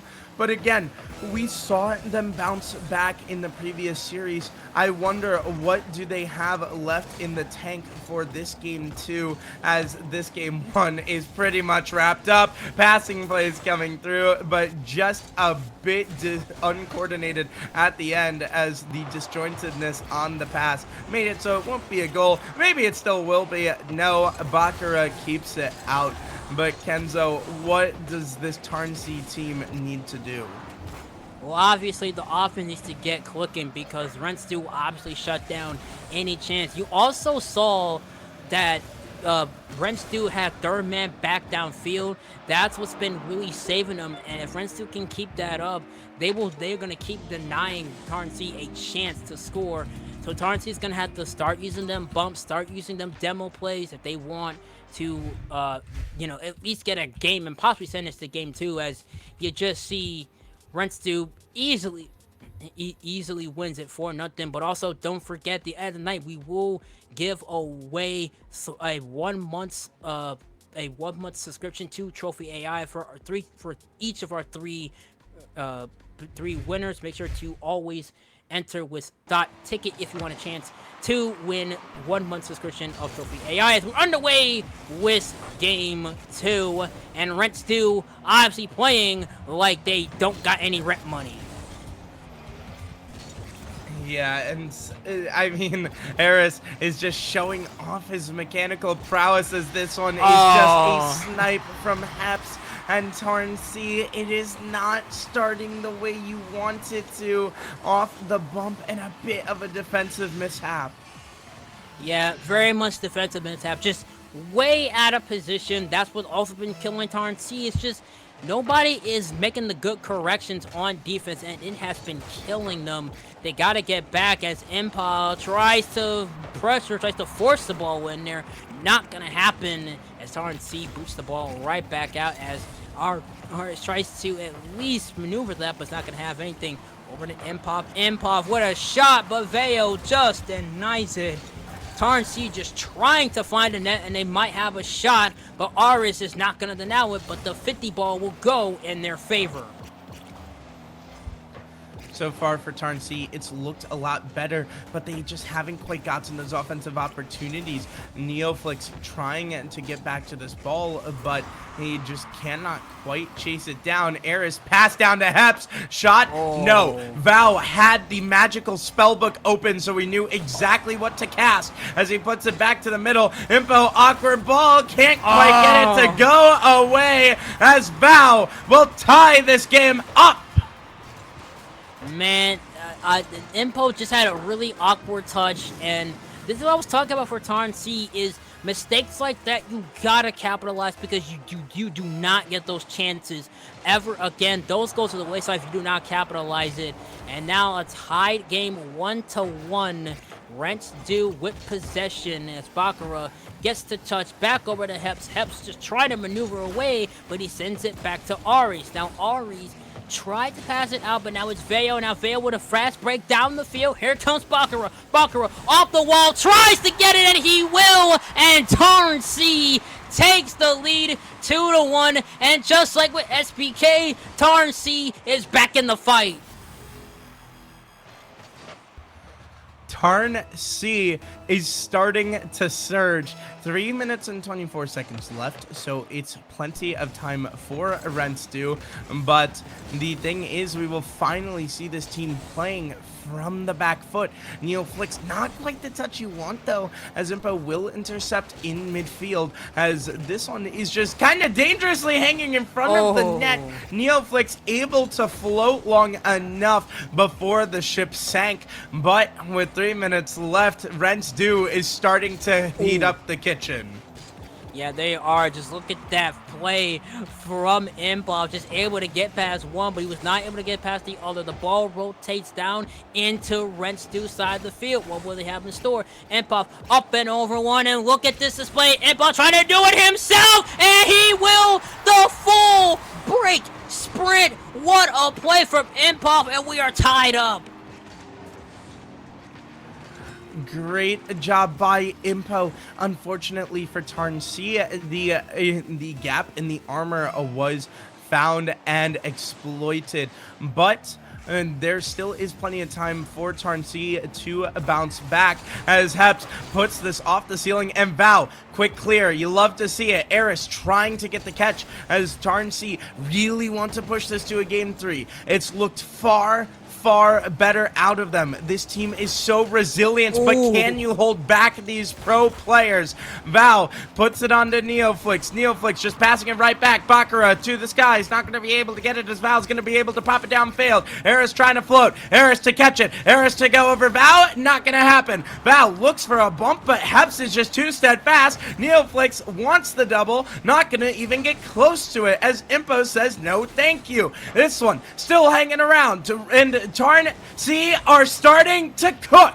They need to keep this offensive pressure going, and the demo will do exactly that as Eris takes to the skies, trying to keep it clear for now as he gets the reset, and he finally looks to clear. No, it's back at the midfield as the midfield scrum continues to ensue. Impo finally clears, but it's a double commit from Renstu. Renstu looking a little shaky, but Neoflix has to save it, and he does! Barely get down on the goal line. Pressure still here. Heps pinch across, not going to be able to go. This one is just bouncing back to the midfield finally, and Tarn-C cleared the lines. They're trying to clear it. They're trying to, but Tarn-C just holding that defense as long as they can, but that defense will eventually break if your rents do. And now Tarn-C with the pressure, a minute remaining on the clock. What would they have in store? Neoflix into the corner, tries to cook something up. He pops it in the air. Will Val go for it? No, he was a bit too slow. Over to Impop. Heps now with possession. He's going to go for it. No, he's going to back off. Goes into the corner. Heps rides the wall. Tries to get something up. Up and over one. Heps. Oh, just up and over. Can't find the net. Darius misses completely, and now it's over to Veo. Veo fast break, and they coming into the corner. Tries to force it around, but Impop says, no, that will not happen. 30 seconds left. It's all or nothing for these teams. What will they have in store? Bakura has a shot. It's a floater, but Heps denies it. Back over to Veo. He sends it over to Bakura. Sends it over to Neo. Flicks, but the save from Heps denies them. 15 seconds left. They're trying to find the net, but it's not going to happen. 10 seconds left. What will happen? Improv. Oh, he gets met with the 50. Gets met with it into the corner. Does he have one more last gasp? It will probably not happen unless they do. Bakura can't get there, and we're going to overtime. Kenzo, I know OTs are your thing, but I'm going to take over here. Ladies and gentlemen, welcome to overtime. Both of these teams looking to fight on to the next round. Red Stew is just going to put the dagger through the heart early. No time to waste. The landlord is knocking, and you got to collect the cash quick. This one's over.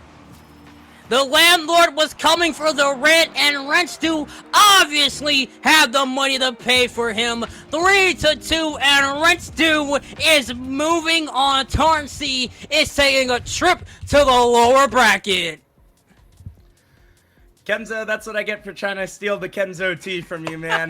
My bad. I disrespected the GOAT. And Rents do no, not to disrespect the landlord. Beautiful performance out of them. And for Tarn C, you dropped to the lower bracket. But I think we could take a little bit of a look at who they may be playing against. They are not out of the tournament yet. Remember that the lower bracket does exist. But we will only get to see them again if we get to that grand finals.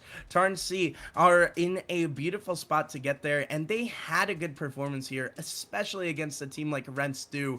But like I said at the beginning, when the landlord's calling, you are rummaging through everything. You're looking for coins under the couch and the sock drawer. I mean, you need the money, so fair enough, Renstu. You wanted this one to get out of here. But we will have to see who's next to try to help evict them and take their money. We'll find out when we come back from this break. We'll see you all in a little bit. Giving away, well, it's 3 instances of 1 month, but you really want to be in on that. It can bring your gameplay to the next level. I'll tell you, I can't wait to win it and finally go up to GC2 and get out of the purgatory that is C3. But speaking of purgatory, both of these teams have been waiting for a hot minute to get into this one, and you gotta feel the nerves. Gotta feel like you're trapped in limbo. It's time to finally answer. Can anyone help out the landlord, or is this just Rent's dues time? Let's find out as we're about to go into this banger of a matchup. Winner goes to the grand finals and starts off with a 1-game advantage. It is really important to win here. Loser goes down to the lower final. Hyper, before we get into it, who you got winning? I have to take Rent's due after their performance. Tarnsey threw up a little bit of a punch here and there, but it was very convincing once, once they got rolling. It was very convincing, and Tarnsey just had nothing to show for it. So I'm excited to see how the collegiate team will fare, as they, as mentioned, have been the furthest placed collegiate team so far, as that's going to fly dangerously on the net. Stop for now. Yeah, this one, you gotta be able to stop Rent's due momentum, as that's what it can do. Impo sails this one into the net, and all it takes is one mistake, and Rent's due will punish you. Shawnee State University are no strangers to this kind of pressure and this level of play, but it doesn't mean it's any easier to break through. They need to rewrite the story here, as that's a beautiful shot out of Heps. Oh my goodness, I don't know how he got this one. I don't know how the defender read that save, but Impo says it doesn't matter. 2-0 for Renstu. Looking clean. I mean, Renstu is taking it right to this collegiate contender and coming out on top in their first 2 big chances, cashing them both in before a minute has even elapsed off the clock. Rensu trying to take Shawnee State out of it. Eris gonna run up against a little bit of defense here as two players double commit to get that one to stop. Indicator's gonna punch it up for now. Taco Stash behind him, trying to continue the offensive transition, but it's only gonna go as far as the Rensu defender. Now Slayer has to make an awkward touch, but does well on the way back. Eats a demo for his trouble from Eris.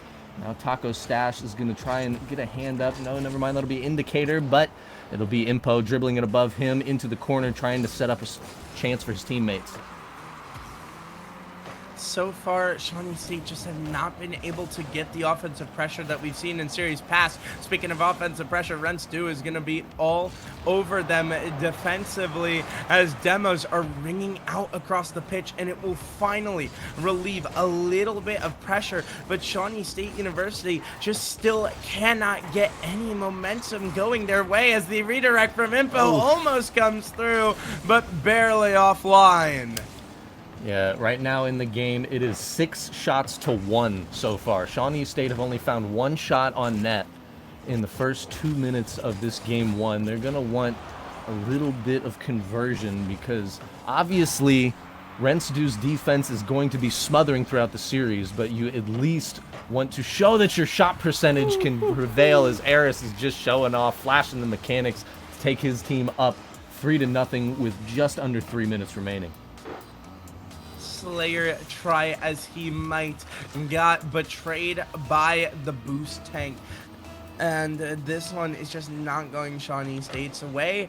And I mean, there still is plenty of time to bounce back, but you wonder, when is that offense going to come online for this team? As Impos just wants to send this long. Indicator, beautiful save. But the problem for Shawnee State is with every clear, it just burns more and more clock. Ooh, there's a chance out in front. Slayer converts it. Indicator doing great work off the wall. It's not the prettiest goal, but he sticks around. Taco also credited with a little bit of advancement of the ball to put his team in a position to cash in a goal, and just what they needed. Halfway through the game, they get themselves on the board with just enough time to keep some momentum going for themselves if they can prevail. Slayer, highlighted previously in the chat for his notoriously aggressive demo-heavy gameplay. Looking to see if he can implement that as this series gets on. Oh, but the follow-up from Heps is too clean. Eris knew he had a teammate coming over his shoulder the whole time and just had to make it look dangerous enough, and Heps was reading it the whole time. 4-1 now for Rensu. They are sailing. You know, as someone who watches CRL and RLCS religiously, a lot of people ask me, what is the difference between those true collegiate teams and the pro teams? As Taco Stash will get one back here. Doesn't even let me finish my story. Eris, just a bit of a mishap trying to keep it away from Indicator. But real quick, before I can get interrupted again, people have asked me, what's the difference between a CRL based team and a pro based team? And this is kind of the difference. I mean, Shawnee State University have kept pace with Rensu, but they're just that next step above them. Yeah, sometimes, I mean, yourself having competed, what can you speak to of the difference in comms sometimes? I know when you're in a casual team, sometimes some communication can be wasted and you can kind of get in your own heads without being focused. I wonder if a team based in the pro scene maybe has a little bit of an edge in terms of that, just keeping clean comms and staying focused. What would you say to that point? This is where I will say I actually favor Shawnee State's comms here, only because when you spend more and more time with the team, you get more and more used to their comms. And the biggest thing about comms is shortening them, as Heps is going to shorten the pitch here as he slots this one in. Taco Stash just not quite the touch he wanted around Impo, and Indicator barely couldn't get there. But what I was going to say was, the comms for Shawnee State, when you comm more with the team, what's really important about comms for anyone who hasn't competed at a higher level, it's about short and sweet. As Slayer shortens onto the lives, I can't even get my point across as Taco Stash has this one within 2. I'll just save it for the break. Man, Slayer showing up. I called for it, as someone mentioned in the chat, for a little bit of physical play, and just in time. There have been 2 separate 3-goal leads from Rents Do, but Shawnee State showing that true grit might be what you were pointing at, where if you played with a squad for so long, some things are just automatic, and for Heps, he Heps just is also wants to, automatic. He is automatic. He's wanting to interrupt any flow that Shawnee can get themselves into. My goodness, back and forth. This is like a tennis match. I mean, I signed up for car soccer, but this is tennis. It's just back and forth, back and forth. But yeah, the thing about the comms is you want comms to be short and sweet. You're trying to get across as much info as possible in as little time as possible.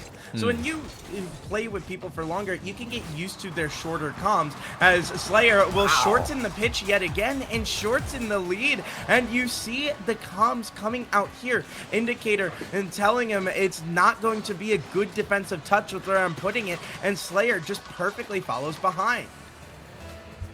Very well highlighted. I think that speaks to why this game is so back and forth as well. I mean, it's easy for some teams to just, kind of lean into what we call in CS a French timeout, where you kind of just, you take a round to just talk it out and let things go and play whimsically. But I think to what you were speaking about, the comms, they are just locked in enough to where they're willing to switch up the game plan in real time and try different looks. Obviously, Slayer going for a demo as that fires dangerously. Impo has to come up with a big touch. Eris behind him to clear it to the corner. Out of danger for now, but Shawnee finding some second wind here. Will it be in time? No, I think they're just about out of time, unless this one can get in. All 3 members go, though. My goodness, SEAL Team 6 was blocking their entrance, and Rents do win this game 1 in what was honestly a surprising back and forth. I mean, it looked like Rents do were gonna run away with it, but Shawnee State were just perfectly able to snipe the net, and maybe that's the key to breaking down this Rents do team. I will say, with a lot of these pickup teams we've seen in Nameless, it is usually the 3rd man position that tends to be a little rough around the edges. So if Shawnee State University can continue to abuse that, I think we're going to game 3. I think so. We highlighted the shots early on. It was so lopsided in the first 2 minutes and actually evened out pretty close. Came out with Shawnee State with 11 shots and Rents Do coming out with 15 shots. So I think it was a 5-shot difference to start, and it staying that, them able to stay consistent after that. I think the biggest thing for them moving into this game too, just to start off a little stronger, make sure you're not on the back foot, and you don't feel that you have to make changes or put the pressure on a certain area of your game midway through. If you can just maybe not park the bus on them, but get your momentum going and make them adjust to you. Yeah, you really need to set the tone here, especially if you are Shawnee State University, as last game just did not quite go your way, and this one is hanging dangerously in front, but it will be cleared out. Impo, though, off the ceiling, looking for the double tap. No, the boost tank runs empty. Wow. Follow up. No. Heps. Wow. No. A bunch of defensive saves coming out, and Shawnee State survived the onslaught. Yep, it's Rents Do coming out just like they did in the first game. No waiting till they see the whites of their opponent's eyes as a demo comes through with Slayer coming out with the save. He's going to try and follow this one up to keep this offensive transition going. Indicator kind of just feigning a challenge there on the wall. See his teammate follow it up now. Impo going to be questioned by Taco Stash. He uses his boost just to throw a hand up, doesn't get contact on it, and it will fall into Shawnee State's corner. Indicator's going to send it over for Taco Stash to make a play. Kind of awkward there on the corner, but Slayer's there to clean it up. So it will go back and forth towards the net. Indicator had to come up with a little cheeky touch there off his own post. It will stay out for now, but Heps is keeping the pressure on. Heps is looking for a reset. Got it, and no! Indicator flexes the guns as his muscles were just a little stronger there, but this one is still dangerous. Slayer expertly cuts off Impo, and those are the comms coming through, being able to quickly communicate. You must touch it as Impo looks for the sidewall, opts to fake it, but just cannot get anything going right now if your Rents do. They've gotten so close time and time again, but they just cannot find that dagger.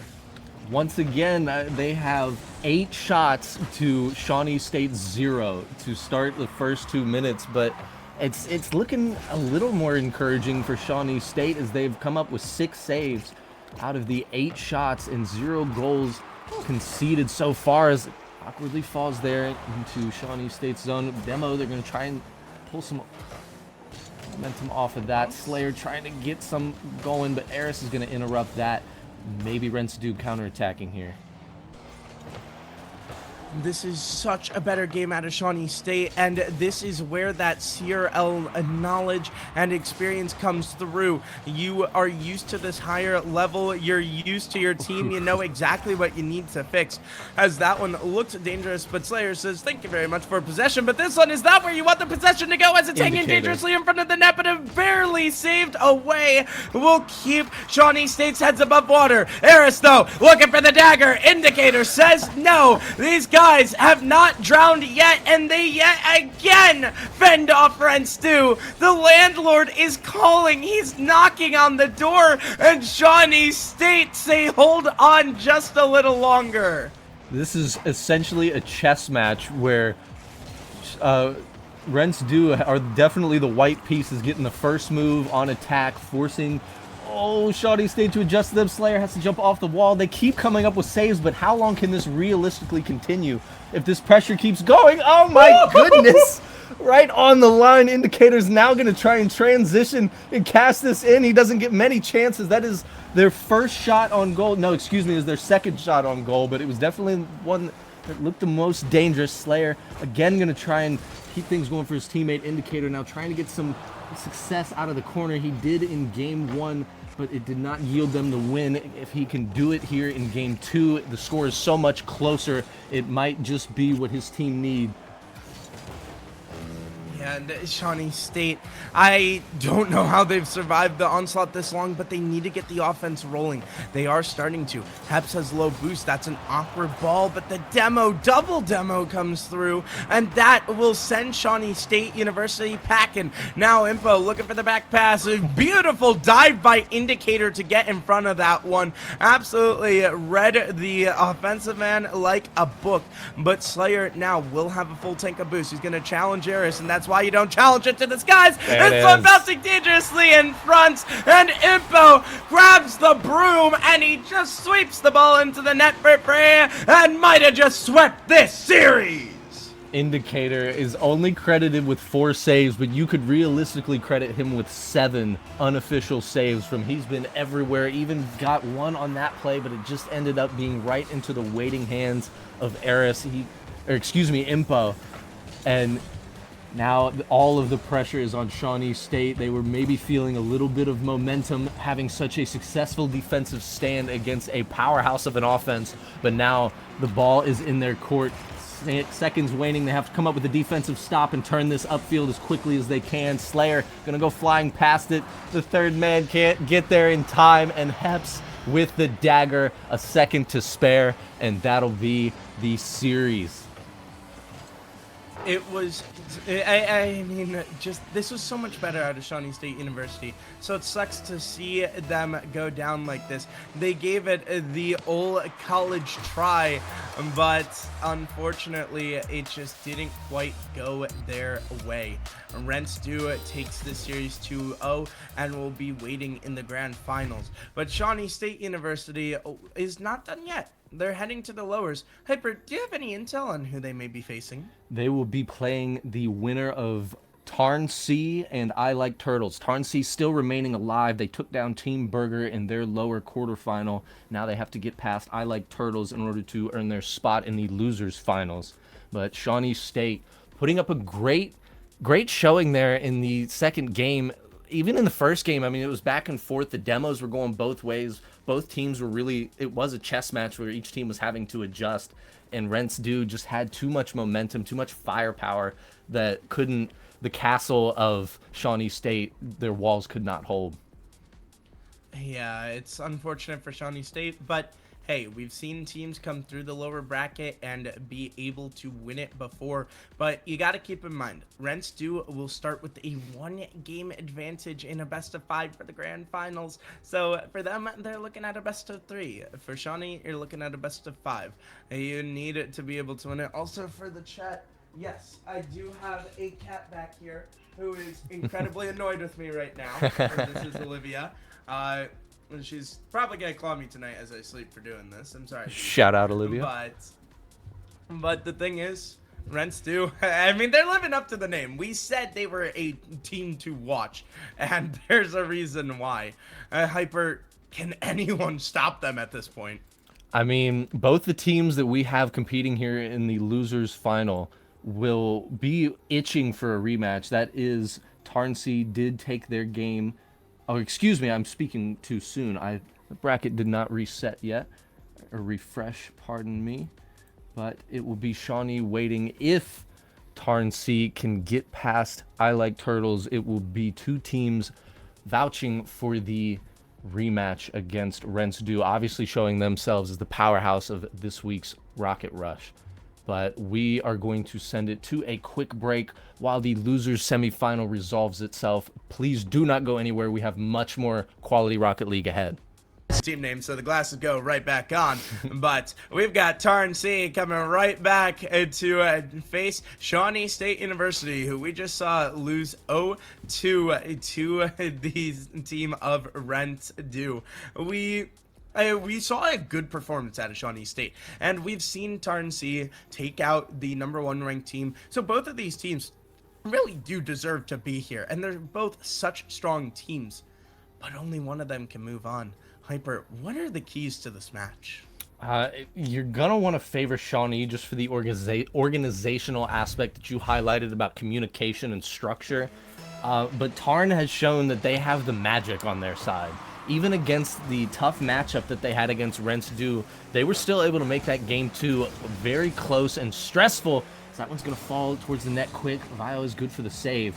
So it's really hard to pick a favorite in this matchup until we see a little bit of game 1 and how these players react to what the opponent is throwing at them. Indicator is going to get that one above. Only one defender back, chasing off a demo.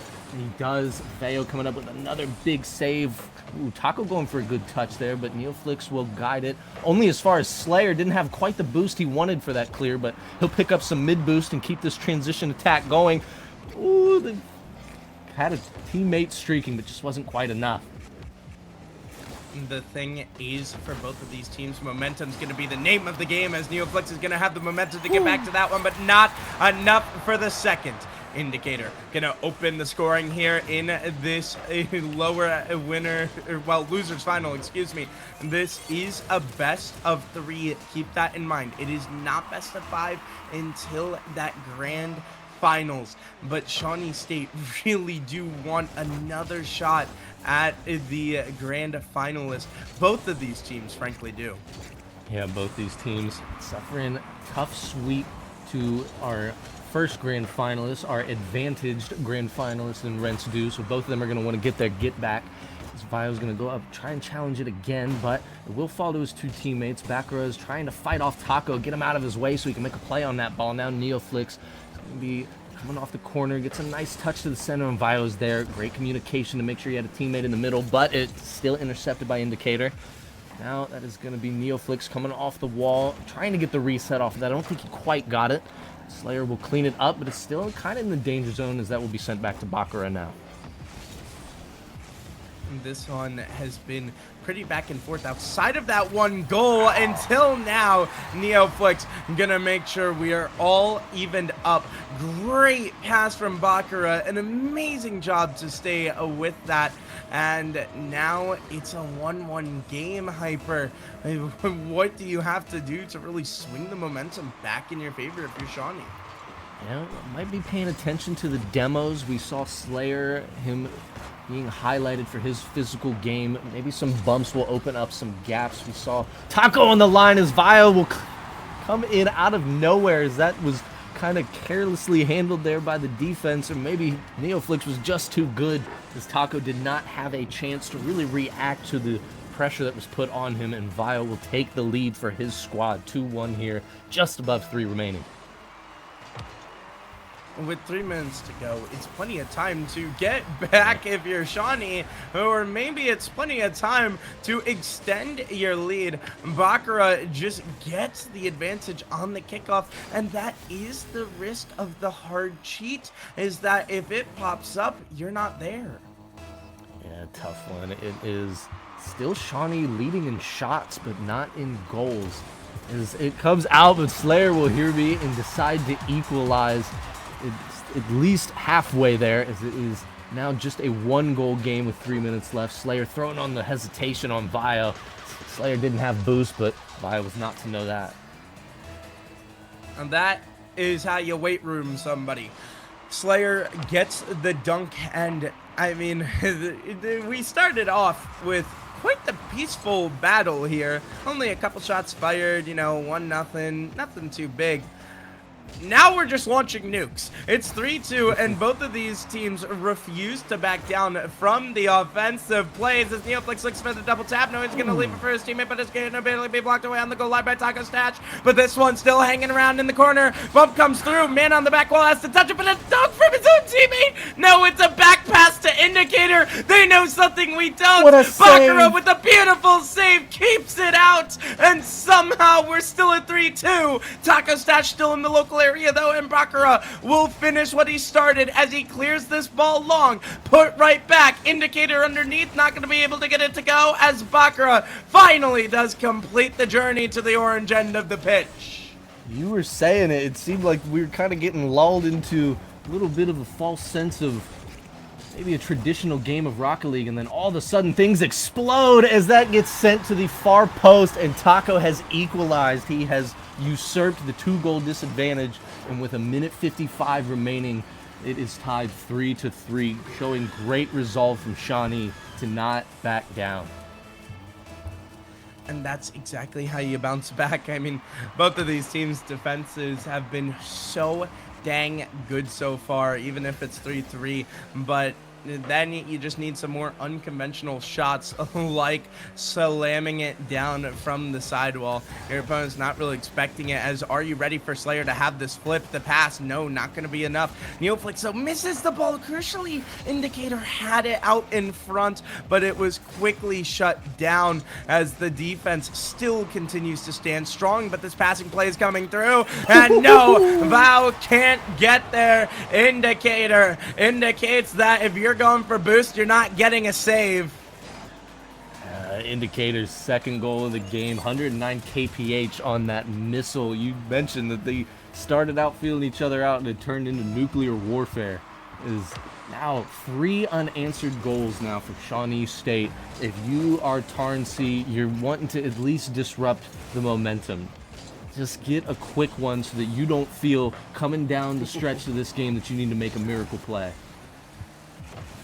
Yeah, right now, I mean, it feels like it should be easy for Tarn-C to score, considering they put up 3, but Rocket League has a funny little quirk about it where it could be giving up goals all game, and then suddenly you just stop as Indicator puts up the wall and keeps them at bay for now. Passing play comes through, pre-flip, no, Taco Stash can't get it to go. Vow going to take this one long, and teammate demoed, but Taco Stash immediately shuts it down. This one sent long again. But the thing is, with these long sends, you don't hold on to possession of the ball. That's exactly what Shawnee have now, and with 30 seconds left to go, it's crunch time for Tarn-C. Yep, Shawnee playing really good boomer ball because they know as long as you can keep that game going that the time just keeps slipping off the clock.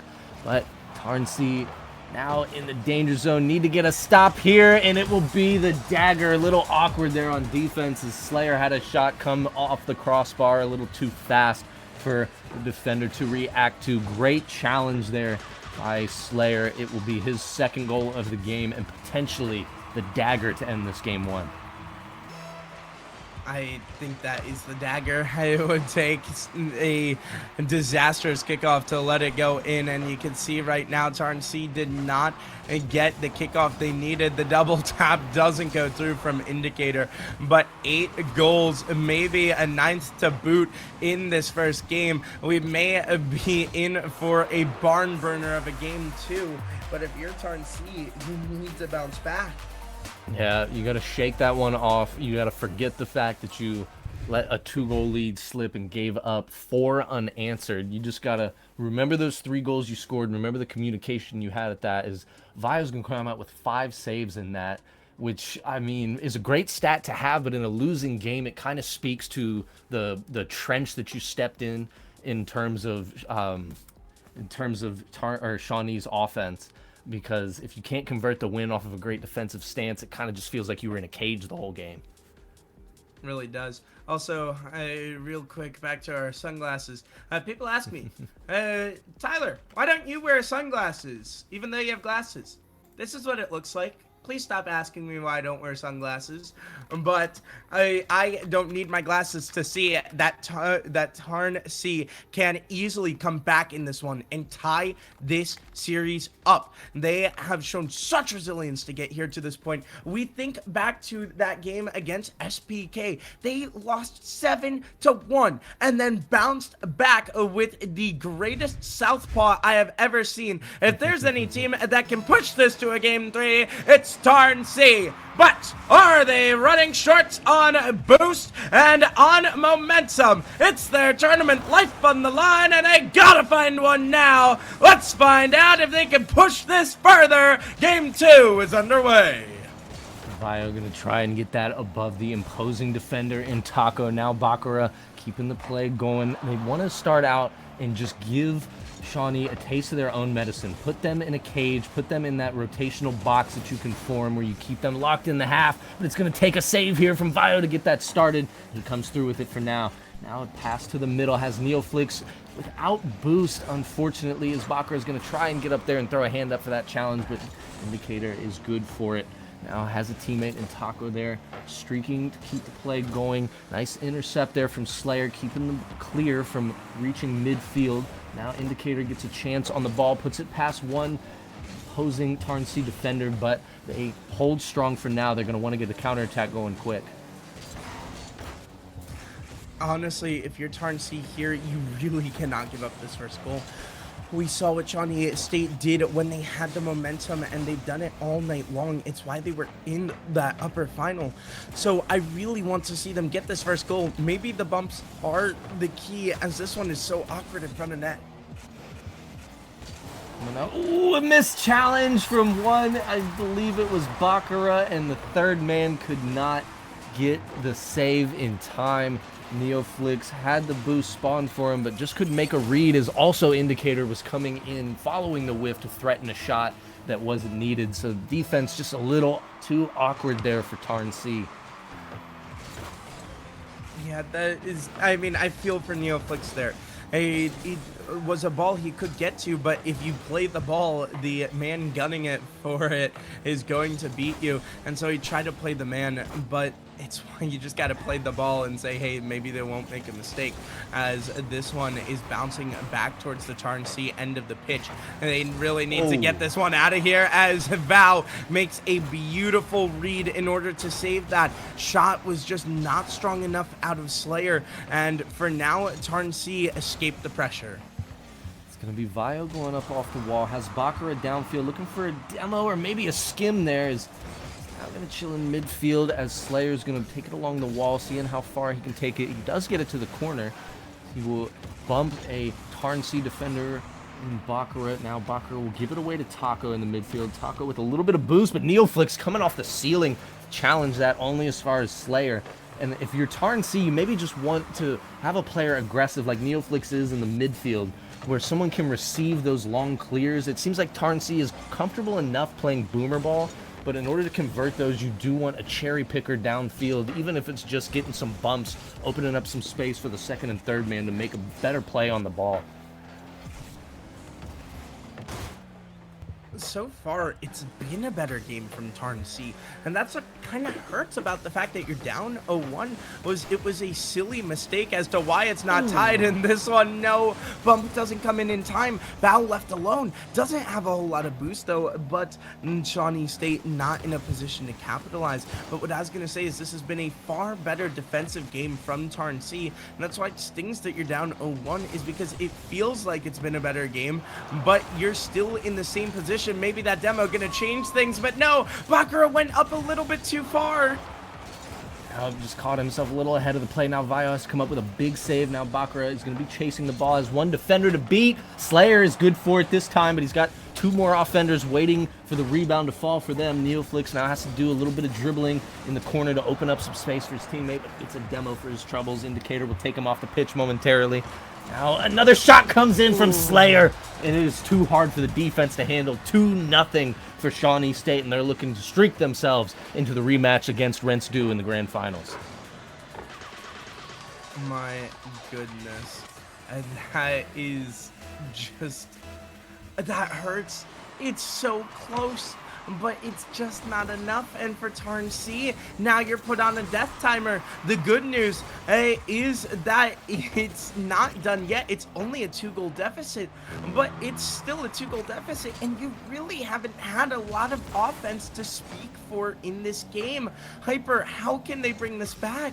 They need one right here. Neoflix has a good boost to try and make a play on it. Vio gets a nice boost steal, but they're going to stick to demos. You see their Neoflix taking out Taco, at least for that instance in the rotation, but it's not going to be enough to shake him off the ball and give his team a chance. Now Neoflix again kind of bouncing himself off the wall there as they're now throwing everything they got, putting themselves into 6th gear as Neoflix again without boost, but still streaking, has a teammate behind him in Bakura, but it's not going to go. Now Vio has to try and pick up small pads to get it. He eats a demo as he still gets it out. One less player to make this transition work. Also necessary it is, but Vio is feeling the pressure. Bakura going to try and get a skim pass. This has to be gold if you are going to count your chances, and Taco is just too strong in the corner. All series he has been a pest, and that will be it for Tarn C. They get one to go, but it is just too late, as unfortunately their strong showing and upsets in this tournament were not enough to take them to their rematch against Rents-Du in the grand finals. Shawnee State have earned themselves the rematch, and they are your second grand finalists of this night. I can't say I'm surprised to see Shawnee back in the grand finals, and this is the furthest a collegiate team has gone in one of these Rocket Rush tournaments, so congratulations to Shawnee State. For Tarn C, this was a team that came in with little to no expectations, and my goodness, they grabbed the microphone and said, "You better pay attention to us." What a performance out of them. Nobody should discredit them, and if they come back for the future Rocket Rushes, that's a team to keep your eye on. Yeah, for sure. Hard-earned points there, and nothing to be ashamed about. They left it all on the field. It was just a few mishaps, mistakes. If you lose a game from mistakes, that is way more encouraging, because mistakes can be mitigated, they can be fixed. You can have a little more support in an area where your teammate might know you need it. That can always be fixed. It is way better than getting outclassed, and Tarn C should feel proud of themselves for getting this far. Although the disappointment is what it is. Shawnee State were the stronger team, but who knows, they could show up next week and it'd be a whole new story. Who knows? But speaking of stories that need to be new, if you're Shawnee State, it needs to be a new story going into this grand finals. We are going to send it to a short break before we come.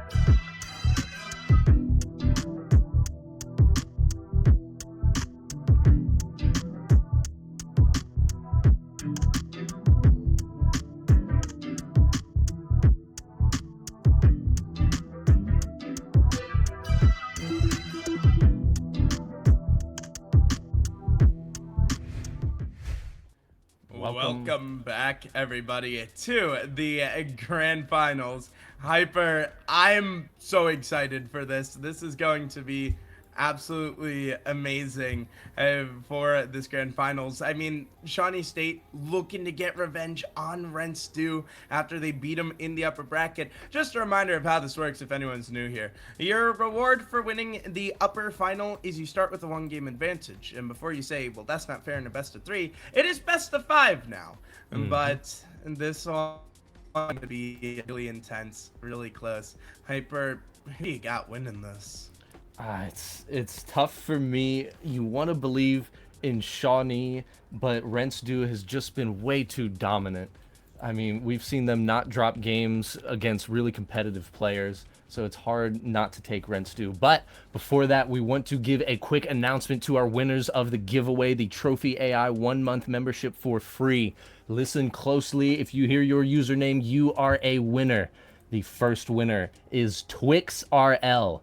TwixRL, you have earned a 1-month membership to trophi.ai. The second winner, Reckless Bros, you have earned a 1-month membership to trophi.ai to help your Rocket League game. The final winner of the 1-month membership is Slayer RL, a competitor in our very tournament. Congratulations. Maybe you can use it and come back and sweep the next 3 tournaments. Who knows? But those are your 3 winners of the giveaway.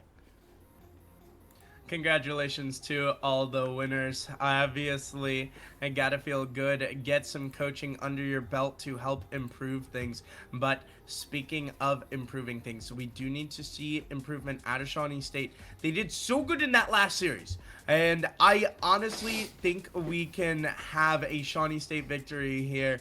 I mean, again, CRL team has never made it this far before. They are making waves, but obviously Renstu are going to be a hard boss to pass through. What do you think is the key here? Is it a player? Is it a play style? What is the way Shawnee State win this? I think Shawnee State has to isolate one of the 2 stars on Renstu, whether it's Eris or Hep's Kid, and you could do that maybe by you could do it 2 ways. One, always having a member of your team be prepared to pre-jump one of them when they take an aerial, to always have a hand in their face. Or you can have a cherry picker downfield, always looking for backline demos and putting the pressure on those 2 players. But I think if you're Shawnee, you're going to want Slayer in the backfield. No matter what, you're going to want him causing a little bit of chaos, opening up the lines for Indicator to get some strikes on net, and Taco to get some of his corner dribbling work. He's so good at popping things out to his teammates for outlet passes and centering passes. But I believe it starts with Slayer. If I'm Slayer, I'm taking this on my shoulders to start pushing these Renstu players off kilter, making sure they're not comfortable, making their communication strained by continuously resetting their rotations. Whether it's just a bump or a demo, both achieve a similar outcome. Yeah, I gotta agree with you on that. I think also Shawnee State have gotten the closest to cracking Renstu's defense, which is through the way of the bangs. But ladies and gentlemen, it is time for your grand finals! Shawnee State University want a little bit of revenge on Renstu, but for Renstu, the landlord is starting to call the cops and he's ready to break down the door. Can you secure the grand finals money, or do Shawnee State have a little bit of magic left? Let's find out as this grand finals is underway.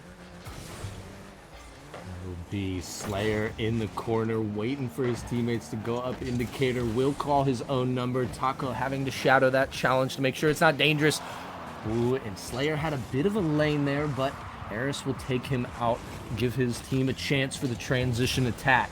Now Eris sees it go above his head. Indicator wins that challenge, but only as far as Impo. Impo trying to get a good touch off the wall. Indicator with a big demo on a waiting offensive player in his box. Indicator can't quite get the touch there. Puts the pressure on Taco. Oh, and it left it to the final player in Slayer, but he just could not come up with the save. It was Eris beating all 3 members of Shawnee State there to put his team on top.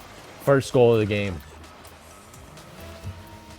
And that is how you want to get it started if you're Rentstu. And for Shawnee State University, not quite the start you want. It is so important to win this game 1, but technically game 2. But Impo is the one with 2 here for his team as the defense just breaks with the bump. Yeah, it was.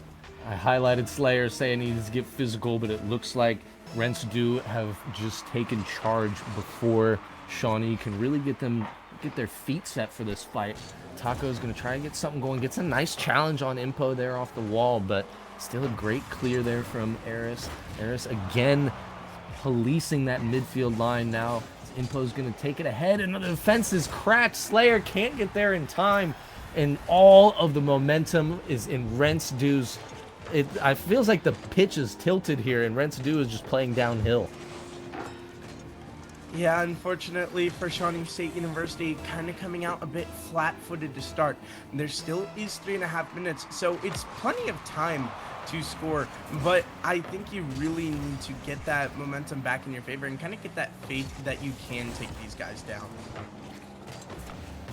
Taco is going to ride the wall again. He has kind of been that scramble player, just keeping his car on the ball no matter what the other team is doing, but he has not found success in his first 2 minutes elapsed. In this game, Slayer gets a sleeper off the ceiling. He's just really keeping himself competitive and keeping the defense honest, and they weren't honest enough as he gets a great challenge with no boost and puts it past 2 defensive players for Shawnee's first goal in the series. Big goal there from Slayer.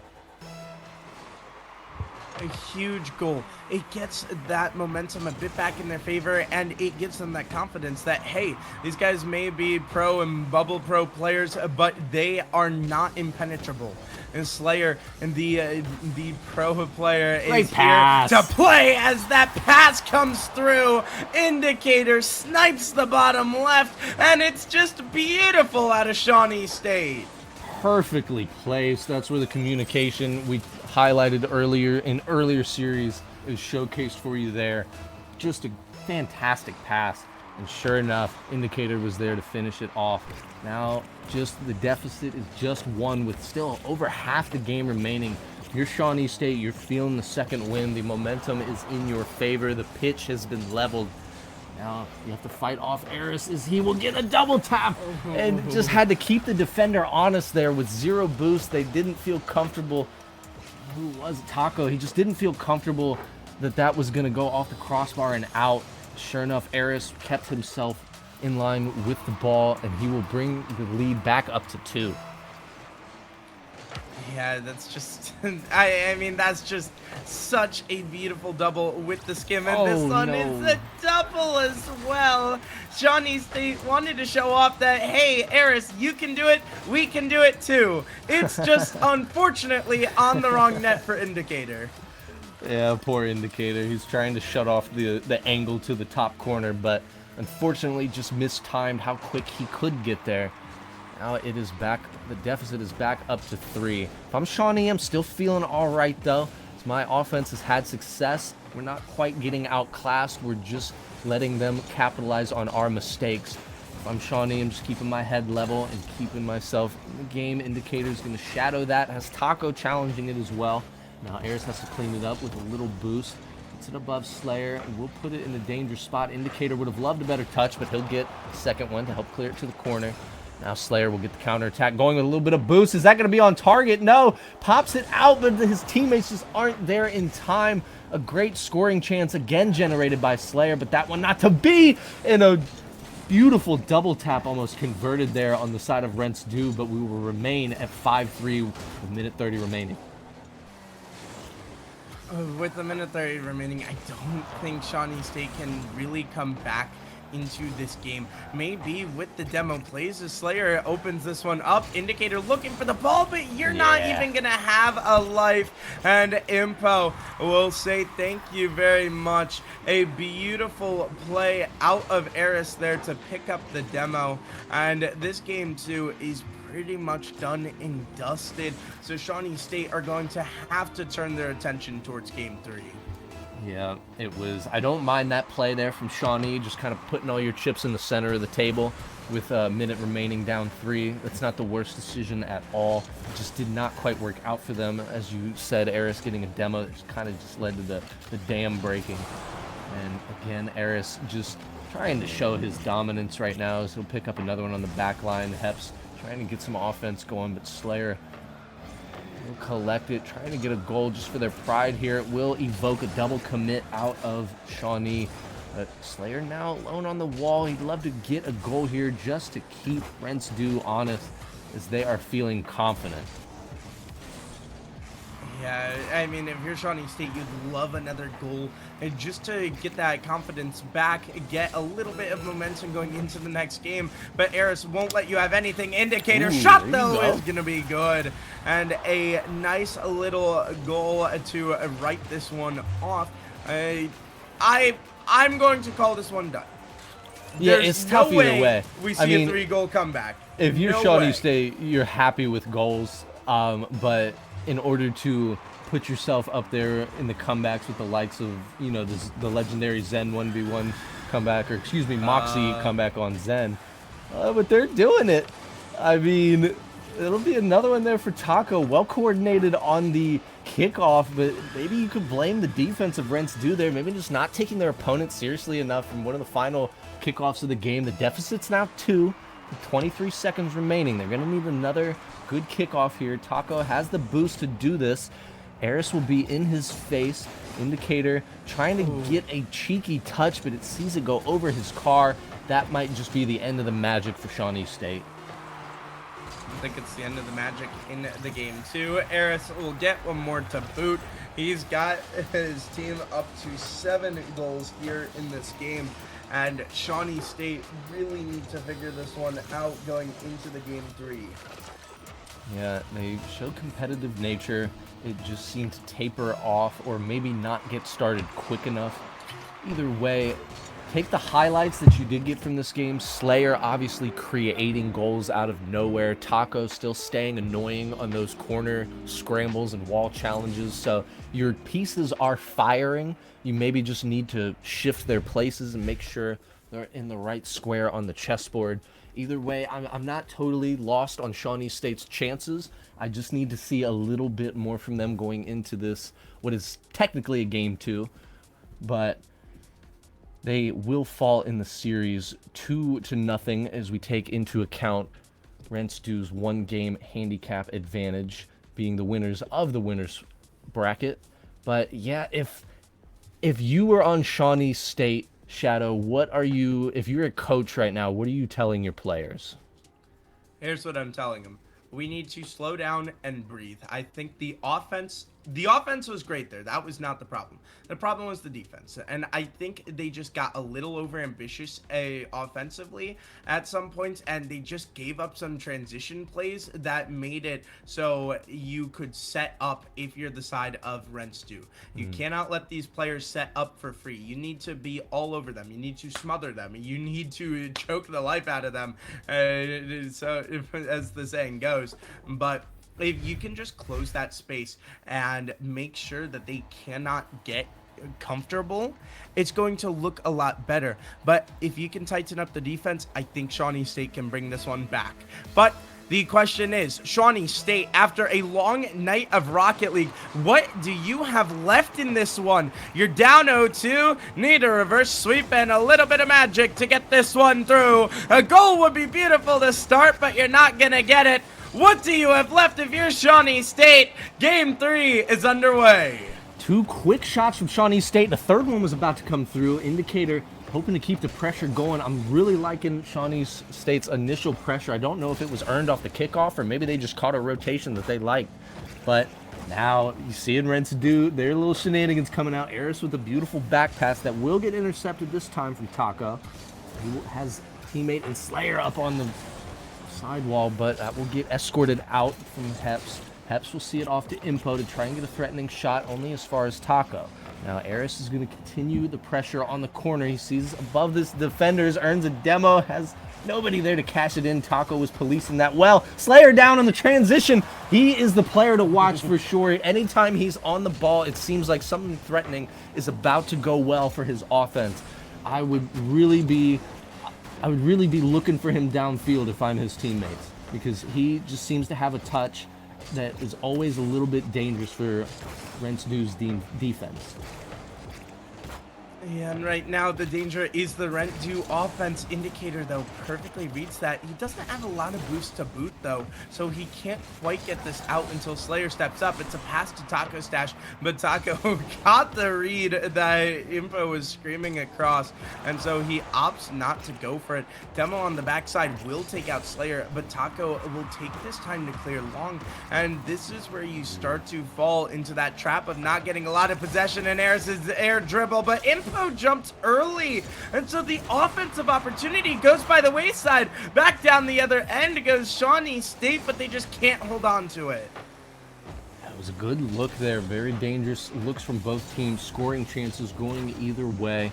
Heps send it again in the offensive zone. Taco only has enough boost to kill the ball in his own end. It will be up to Indicator. Now Slayer trying to get another touch. The defense was waiting on it, giving him the liberty to take a shot there. Impo now trying to put a dagger in. With 2:40 left on the clock, he will get the first goal of the game. Beautiful synergy. All three players getting a touch on the ball in that play.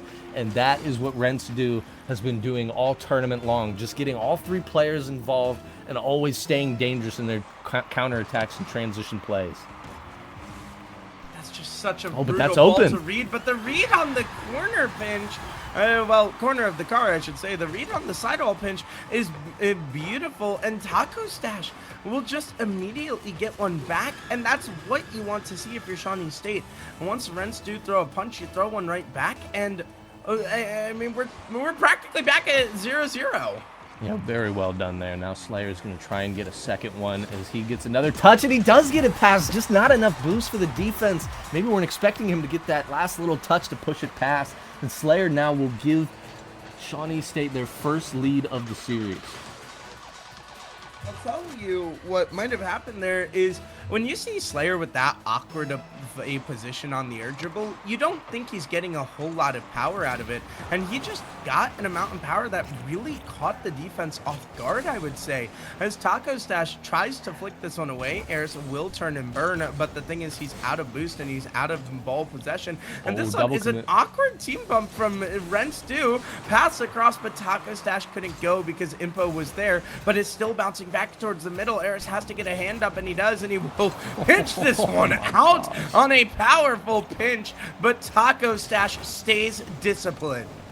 Good plays going either way. Slayer again a little bit ahead of the ball, looking to open up some space in front of it, looking to get this lead good to growing. As Indicator with a very crucial touch there, streaking across the box on defense, and he'll pop it up and out. And also Heps downfield was maybe looking for a little bit more on net with that one, as he had a teammate ready to collect a rebound.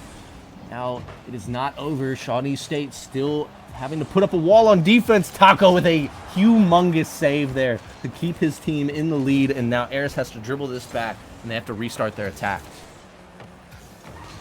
Shawnee State are holding them at bay. Rents-Do finally look invincible as this one bounces towards the middle. Maybe one more. No, can't get it to go. Heps was beautifully there for the touch, but the problem is Taco Stash is still going to be hanging around. He's bouncing it to the middle, and this one bouncing around, but Heps is going to be there for the shutdown. This one's still in a dangerous position for Shawnee State, though, as they're still hanging around. They want another look at this. Not going to find it, though. Got to be careful. Eris was running interference on the back line, and a counterattack could be lethal here to the momentum and the confidence. Eris double tap. No, Taco Stash doesn't even want him to have a chance at that, but defenders are going. Indicator must get a touch, and he does, and with 30 seconds left, Rents-Do are starting to surge.